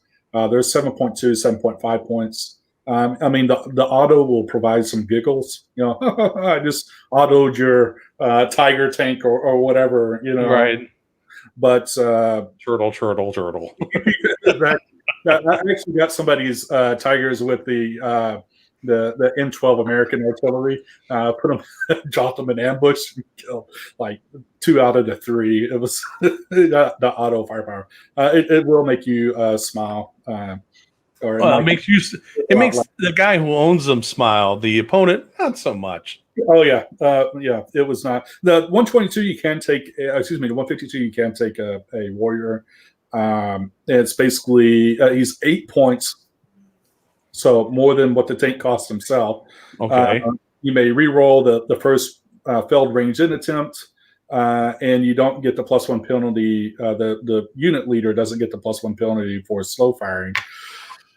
Is that worth 8 points? I'd rather have another unit, another piece. I can take a Tiger for that with the decoy card. I mean, yeah, that's pretty steep for what it is. Yeah. So why I like the piece, I like I kind of lean towards the 122. It's a little bit cheaper. Yeah. It's a 14 gun. I think I can handle the 3+ firepower. Yeah, watch that. Yeah, 2s, 1, 2s, great. It's the way it always is. Yeah.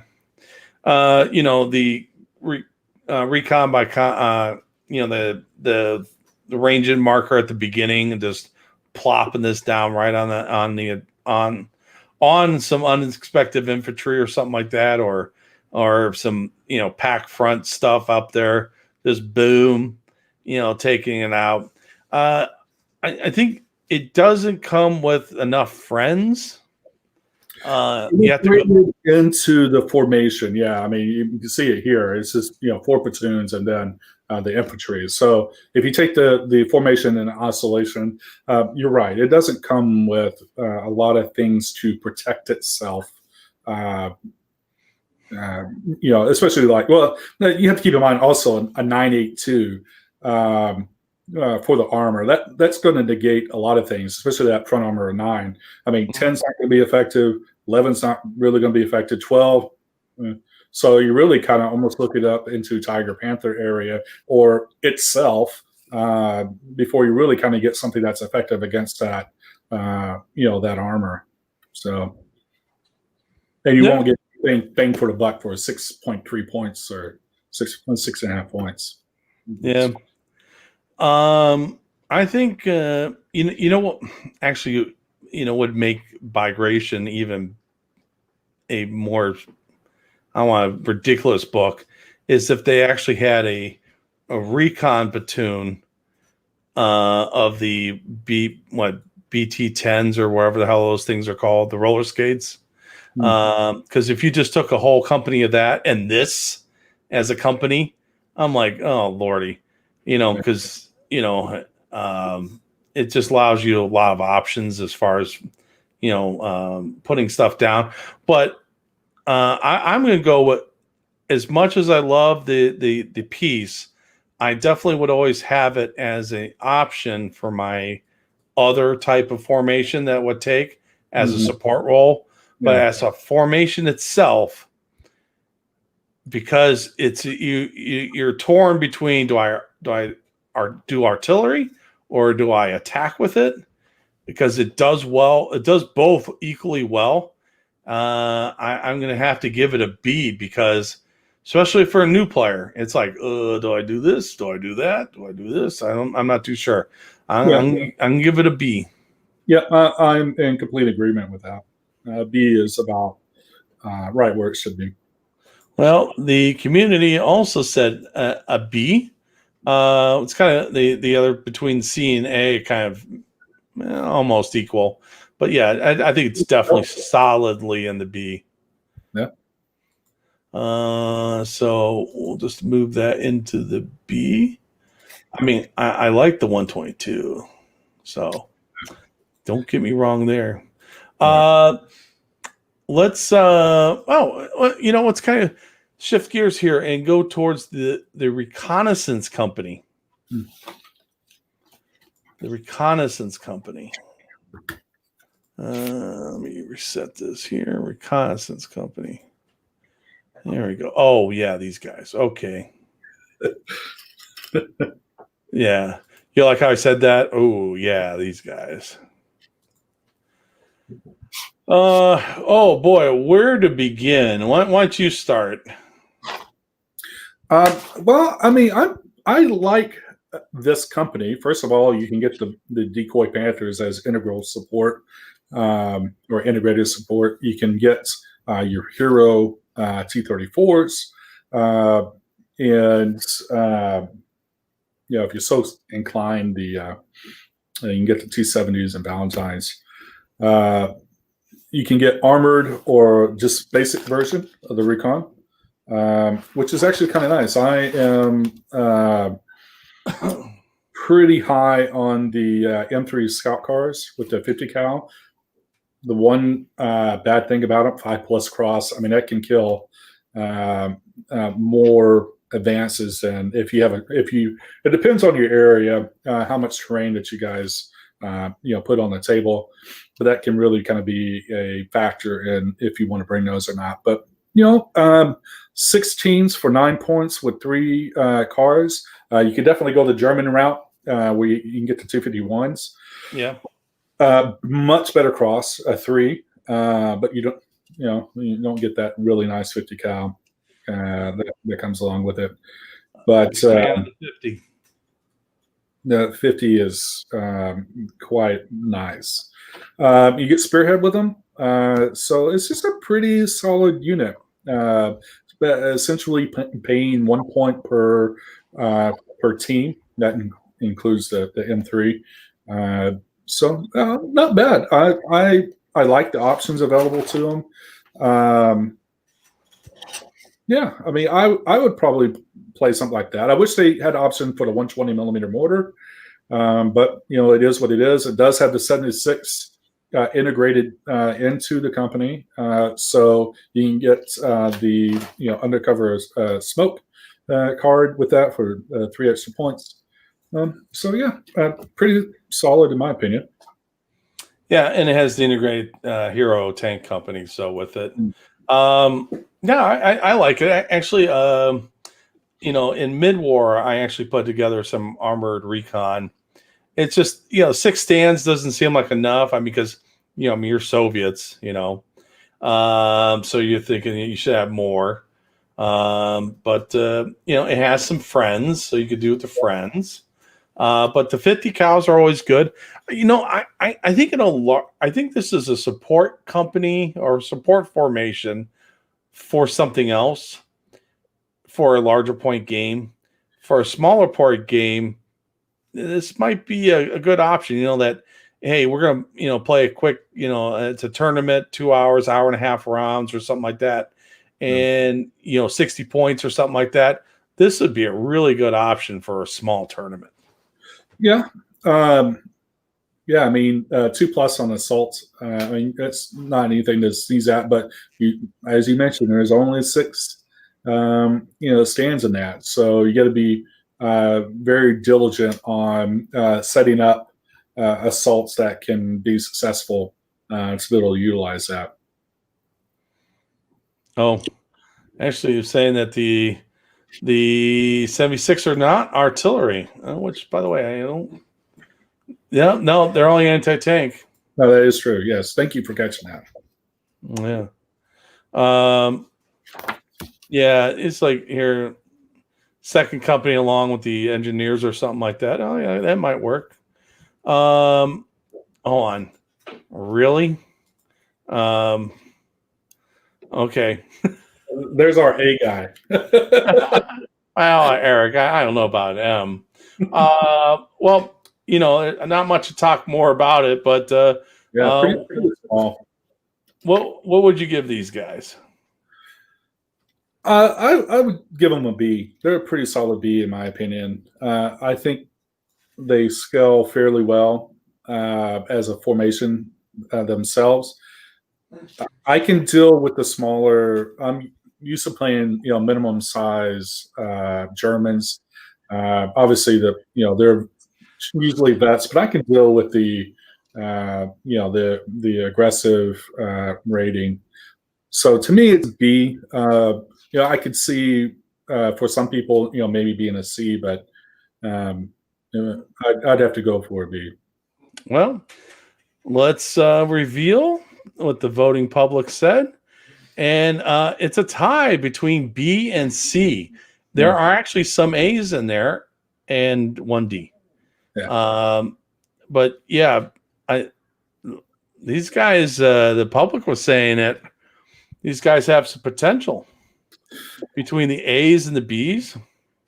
Yeah. But I think it's a B. Yeah, I think that's a pretty good. I like it. I would put it on my. Of course, I've got all the M3 Scout cars, so I think that's doesn't say anything in here about having maintained one transport type. So if you wanted a couple platoons or a platoon of M3 and one of the 251s for the better cross, then that's certainly available to you. There you go. All right. So we'll mark them down as a B. Yeah. Okay. All right. Got 2 left. So I'm going to do the more disappointing one, and then the probably a bigger one here. For grand finale, the more disappointing one, the T-70 Recon Tank Company. We don't even need to talk about it. It's garbage.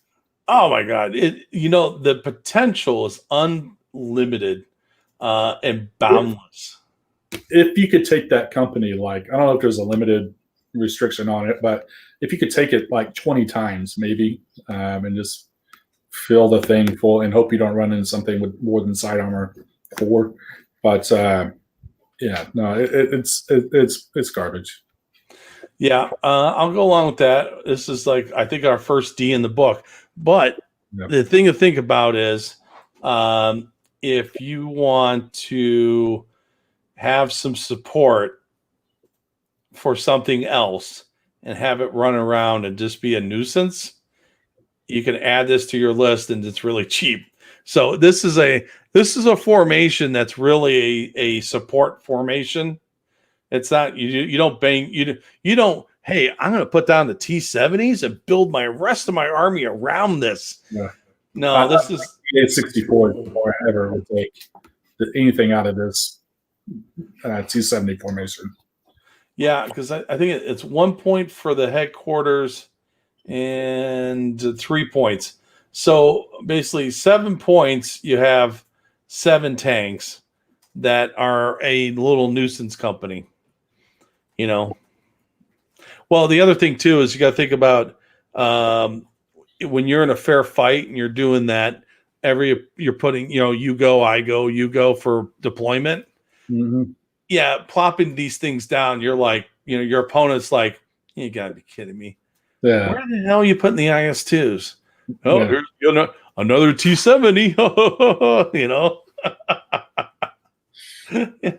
Well, because in the what's the recon, Russian recon in mid-war? BA-10. It's the BA-10s. Yeah. Yeah, that's what you would do. You get a BA-10. Company. Spend 5-6 points. All of a sudden, you have three deployment options for your fair fight that you're going to get into. BA-10s, they are the best ambush popper ever. You mean stopper or stopper or popper? So if you go out and claim a little wood area that you want to move your stuff up behind, so they're either going to pop them on the BA-10s or they're not going to be able to claim that area. So yeah, but you have to get there. I mean, they only have an 8-inch move and a 6+ cross, I think, or a 6 cross, I think, on the BA-10. So yeah, it's pretty hideous. Yeah, they really need to upgrade those gerbils. It's a hedge. Yeah. Right. Okay, so can we just go and say this thing's a D? Yeah. I'm curious to see what the poll is, but let me pull that up. I think some people ask, why are you even rating this on? Well, hold on. hey, okay, we're very thorough in making sure that you get all the latest information. Well, all right. I think we got some people goofing around with us. Yeah. B, C, D. Okay. There's a and an M. This is the meta. Okay, right. That's a goof vote. I think that came from the Soviet judge. Yeah. They're D, just as for a formation. As a support formation, that's a different thing. But they'll still get blown out of the water. Yeah. So we'll just plop them right there in the D column. All right, that was easy.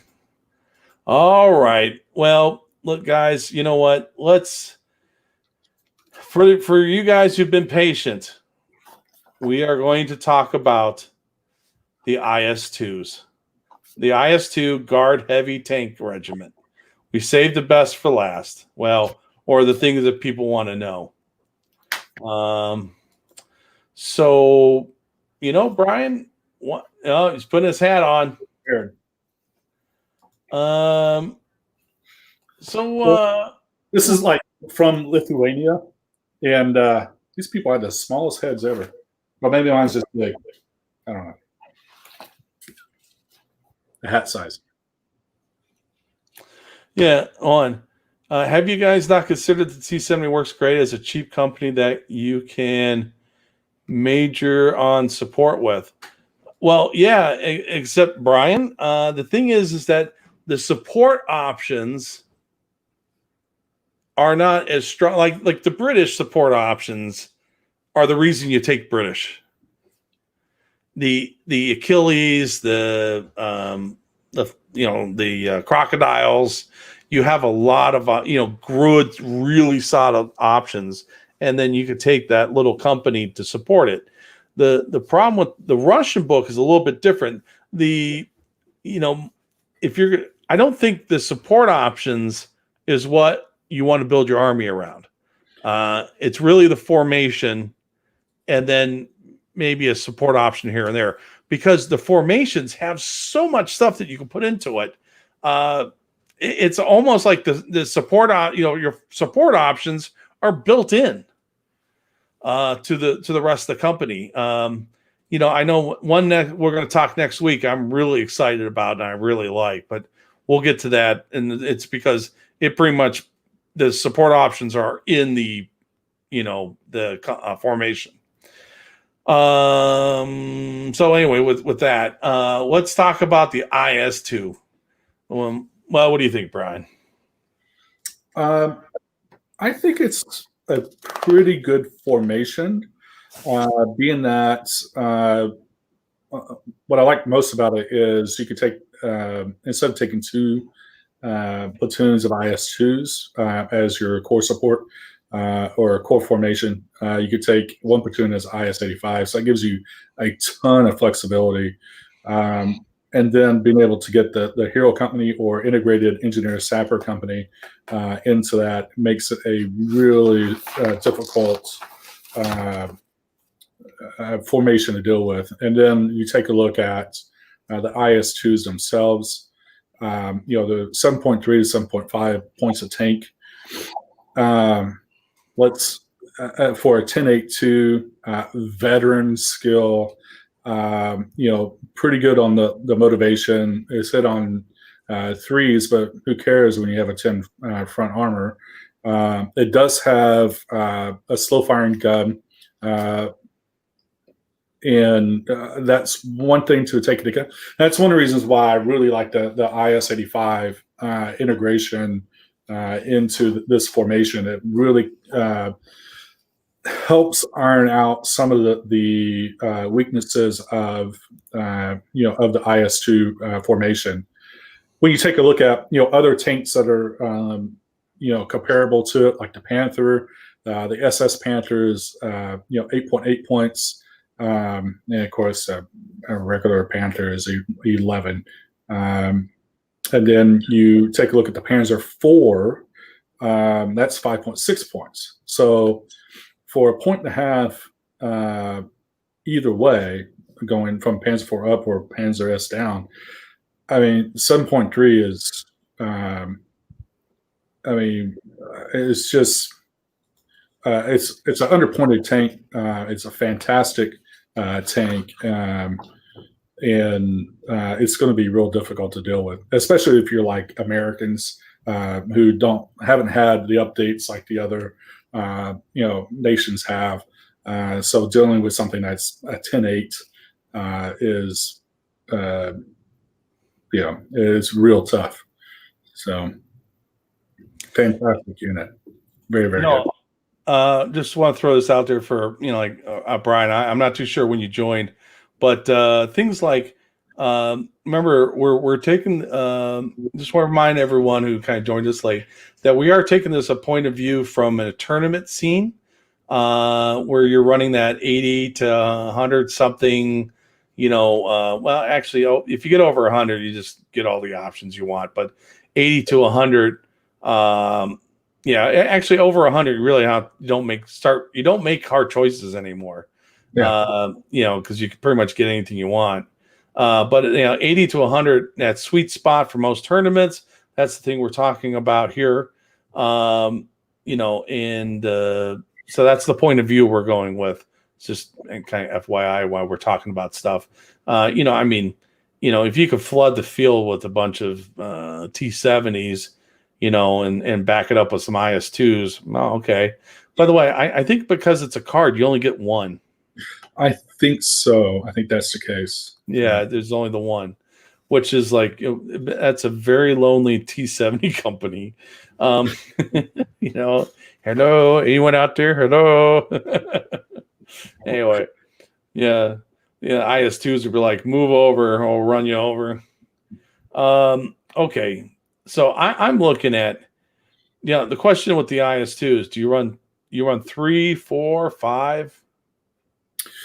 When I was playing them, I'd run 2 and 185, and that seemed to be. And then you'd run the engineer sapper with. I was doing the 122s with under the cover of smoke, and that was a pretty brutal lineup. Yeah, I'm sure it is. That would be brutal. Yeah. So, what are you thinking for IS-2s? I hate to put them in that M area because that's such a hard area. A hard thing to do to dominate a scene. I think with the support, this to me is in that group of M, but I'd say very strong A for sure. I'm going to go with a very strong A also. They're kind of creepy. They're almost in that M, just because that a 10 front and big gun. And you're right about the option. Take the 85s with them.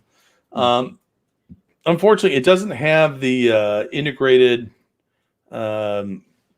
recon and a couple other things. But hey, we're IS2s. What do we care, right? So yeah, there's a lot of things going on there. So let's take a look what the voting public said. They also went with A. A couple A's, a lot of B's, some C's, and there was 3 people that said M. And I wonder, having watched past episodes, if that's the most votes for M that we've had. I think so. I think so. I'm gonna have to go back and look, but I can do that. I'll have that answer for next week. But I'm thinking that that is a lot. Yeah. So let me. By the way, I just want to talk about a couple other things here. As far as the list goes, by the way, that's our list for here. But before we go too far, let's Brian. By the way, this is a very interactive show, Brian. I was thinking that the T-70s, but back in the meeting MSPA, storm groups, Panthers, etc., the cheap cost of the core allows cherry pick of the best of the rest, right? Yes, it does. But yeah, the thing is that it doesn't really have that going for it anymore, the way the formations go. But yeah, it used to be like, yeah, you could do like, the what was that, infantry name only Germans, or even Soviets. I think that's probably where it started, with people taking those big Sherman 76 companies attached to some little infantry platoon, and you have 20 Shermans running around, but you're an infantry company. So that and as far as hiding T-70s, being 421, I believe it is, it'd be exceedingly difficult, I think, against a player to, if I only have 6 things I need to kill to break your formation, or 4 really, because the 1 HQ and then 3 of the tanks. It's not going to be too difficult to reach out and grab that, either through skill or through dumb sheer luck of planes or an artillery barrage. Yeah, not necessarily a great choice for a core. Hey, for those who are hanging on still, start thinking about what I'm always trying to do that. What did you learn today? Have those ready to go. We got a couple more things for you loyal listeners who are still hanging on. So we're done talking about the list for today. Matter of fact,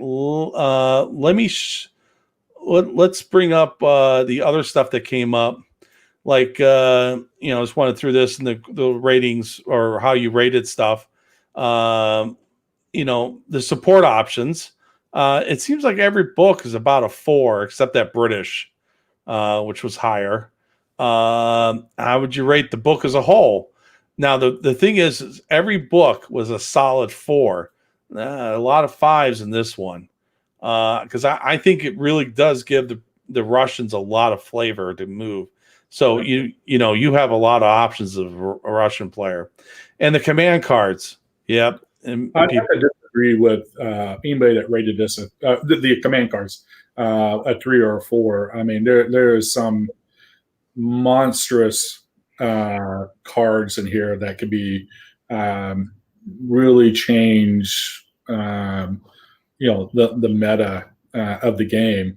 simply just by what they do and the cheap cost of it. So very, very strong cars. And if you haven't seen the partisan cars yet, I think there's 4 in that set, maybe 5. Every single one of them is pretty good for pretty cheap. So well worth to look at. All right. What we're gonna do? Oh, let me. I'm gonna bring in the what the table looks like so far. Here we go. Share screen. Whoops. Oh, wait a minute. Your browser's. Oh, why would it do that? There we go. Some technical difficulties, but that's okay. Hey, we just got around it because I know what I'm doing. I think. Hold on. Do I know what I'm doing? I know what I'm doing. There we go. So there we go on it. So we got our IS-2 guards as an A, the T-34s as a B, both flavors. The heavy SP artillery is a B. The reconnaissance is a B. Motor rifle, and Cossacks is a C. And those poor little T-70s as a recon unit as a D. So there you go. That's what we got so far.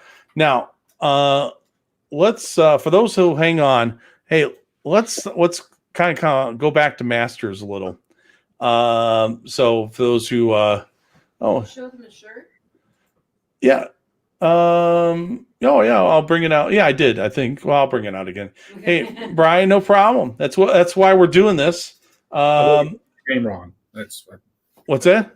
I was going to he spells it BRIEN instead of the true way, which is with a Y. Oh, with a Y. This is Mr. Coach's shirt. Yeah. So, Brian, the shirts came in. So this is the Masters shirt that people will get from Masters. Brian is he is going to come up from Texas to Kentucky to run it. So he's got a special shirt that's black as the TO shirt, which is pretty cool. Kind of a little keepsake memento for him. But let's discuss Masters, the lists. So all the lists have been handed in, right? That is correct. I know there's a couple that you had some questions on that you were telling me earlier. So you haven't finalized the list themselves, right? You want to talk about, at least we could talk about the breakdown of nationalities. Sure. Yeah. Surprisingly, we'll start off that we received a list for Americans. So that was, way to represent the one U.S. infantry force. I was actually not expecting any U.S. at all. So that's good to see that somebody is, wanting to step up their game and bring the U.S. We have 6 German lists, 6 German infantry lists, and then we have 4 British infantry and 1 British tank. So that'll be interesting to see how that interaction works when you're a strong tank company going against the plethora of infantry forces that are out. We have 2 Soviet tank forces and 4 Soviet infantry, which is actually a lot lighter on the Soviet infantry than I thought we were going to see. Okay, all right. I am bringing British infantry. Mm-hmm. I actually thought about doing the British recon and then surrounding that, and I realized that I got to paint those things too, the little scout car thingies.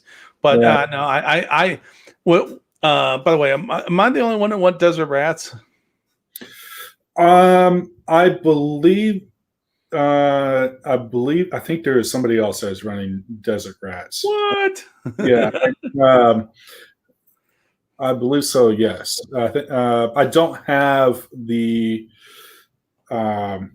tight breakdown. I wanted to kind of keep that as we tease people leading up to Masters on different things that we see in the list and what people thought were important to bring across the spectrum. Of course, a little bit unique format this year with the Masters. It was basically everybody starts at 100 points, and then whether you win or lose, you subtract 5 points. If you win, you excuse me, you gain 5 points if you lose. So kind of a handicap style tournament. As such, there was everybody turned in 11 lists across 19 when you take into account the ringer list. So that was over 200 lists that I had to go through and verify and scratch my head on a couple things and make sure that everybody Wow. intended to play. There were a couple of typos and stuff like that. It was like, hey, you don't want to fix that going into it, but we have all the lists in. So as Joe was mentioning earlier, so I'm hoping to be able to get those published to the master guys either later tonight or tomorrow. So a few days ahead of time than what we planned on, and then we can all go in and take a look at it and kind of see what processes that people were thinking of when they were coming up with a list, which is really interesting. I've had a fun time reviewing the list and kind of like, I knew he'd take that, or I was like, oh, well, that's something interesting I didn't think about. So it's been eye-opening. Yeah, especially when you have to make 11 of them. I spent, I finally came to a conclusion what I was going to do yesterday, and I was throwing down 11 list. I started with the 100 and say, okay, what can I do to remove 5 from here and add 5 there, and and I just whittled it down. So that's what I did. God, I hope I don't have to see the 125 point list. That just meant I just had There's actually some pretty cool 125 point lists. I honestly, I don't think we're going to see anybody in that point total. I don't think we'll see anybody in the 75 point either. So it is going to be, because of the random pairings, a lot has to go right for you to be able to get that low. Not saying it wouldn't be able to happen, but and if somebody, God bless them, if they get down to the 75 point total, that is somebody that is truly a great tabletop general. Okay. Yeah. So, hey, you know what? Maybe next week you can put something together that we can, you could share. Mm-hmm. So we'll have a little tease for next week. Yep. Now, I at the beginning of this, I did say that I was going to have a special announcement. So I'm going to talk about that right now. So I know you guys are hanging on here. You guys are the loyal listeners. Or if you actually hang on this long, you go to YouTube, do battle rankings, 2 words, battle rankings, and hit subscribe and click the bell for notify. The reason I'm kind of directing that way is we are going to move off of Facebook. Basically it's become tyrannical. I don't know how else to put it. Facebook, and the fact that we talk about, Germans during World War II.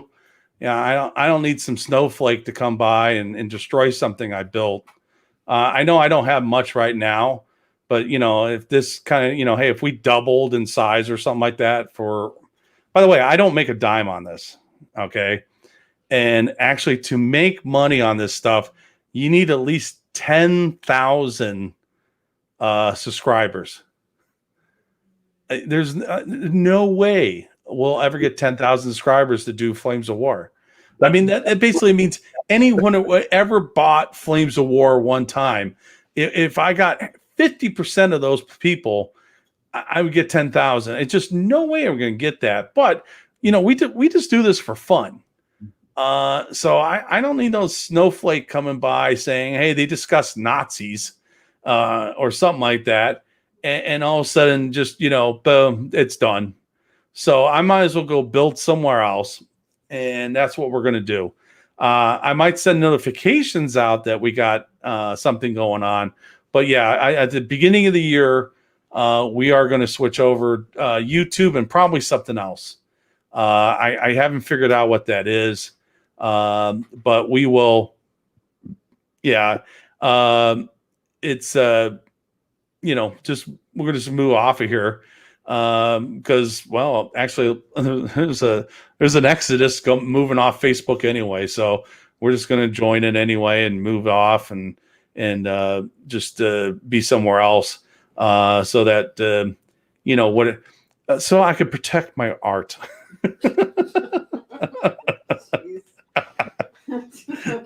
Okay. So let's play let's play what did we learn? Learned. So I do have one question for you. Yeah. Is Masters going to be a Toys for Tots? Because that may be the only tournament that some of us can actually make this year, and we definitely would like to. I know we can donate to Toys for Tots. Outside of Battlefront, but we do want to, represent, because I know the store, I think, gets some help for being the number one toy for top person or store. So is that something that could be possible? Wow, that's a good question. I am leaning towards yes, because there's no entry fee. We might as well make it useful. And I know the Minnesota guys, which there's a lot coming. I don't know what happened, but I know they couldn't. They lost their venue that they were going to hold their Toys for Tots. Yeah, I don't see why not. Actually, who would you talk to about that? I mean, Brian is the one who's running the tournament. So. Well, he's running the tournament. I'll talk to the store. I got to talk to him about wireless anyway. So I'll talk to the store about that, making a Toys for Tots event for those, because we have a lot of people who can't play. Yeah, Brian, Brian, good idea. I like donating to things like that. And unfortunately, just being in middle America, we don't have a lot of opportunity to go to tournaments and things. Things are shut down. So, this may be obviously I'm not playing, but I still would like to be able to donate and help that particular charity and the store. If we can, that'd be fantastic. If not, I'll probably bring something and Joe, give it to you so that you can, I know you have a lot more opportunities in your area to do those type of events. So. Well, we're Able Company is running there. Well, I'm TOing it on the 5th, December 5th. We've always done it that first weekend, because I think you could safely start playing Christmas music at that time, and that's kind of why. I'll get the word out about that for Toys for Tots. I do know the store. Tom Burgess did run something, I think, last week, a mega battle for their Toys for Tots campaign, which was appreciated. I saw some pictures out there. I know they collected a few things, but I'll send something out to the group about doing that, because you're right. There's some people that don't have that opportunity, and if we're together, we might as well do it. And because it is in the middle of the thing.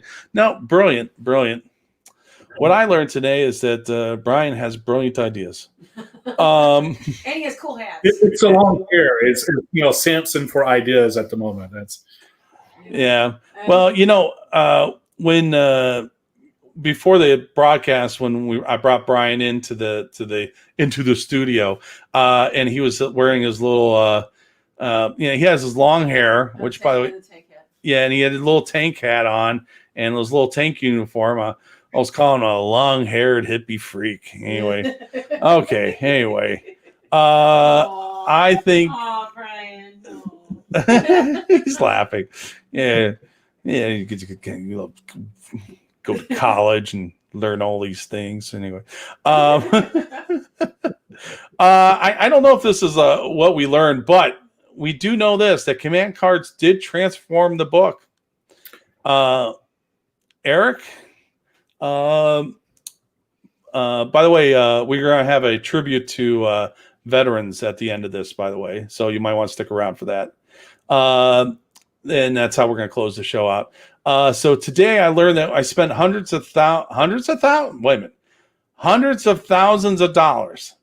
Eric, come on. You didn't spend hundreds of thousands, on the game. You probably spent hundreds of dollars. So no, thousands of dollars. Well, I know somewhere between the two. And you don't know what the meta is. I should retire so I can, actually, maybe more tournaments. Right. Owen asked hundreds of thousands. Christian, I learned that I'm going to expect plenty of IS-285, IS-85 combos. Yeah, we'll see if that shows up at Masters. We'll find out next week when we do a little teaser for the list. I learned I run the IS-285 list the next game. That's what he's going to be doing. So that's pretty much it. So right now, Brian, thank you for coming on. Actually, hold on. We'll talk after the show. But I'm going to basically what we're doing now is for the viewers. I'm going to say thanks. Hey, Brian, no, really, thanks for coming on and working with this. Look forward to doing it again next week as we wrap up and talk more about Master List. But for the here, Brian, I'm going to put you on mute for the second. But for the Veterans Day, we're going to do a reading, and we're going to close it out.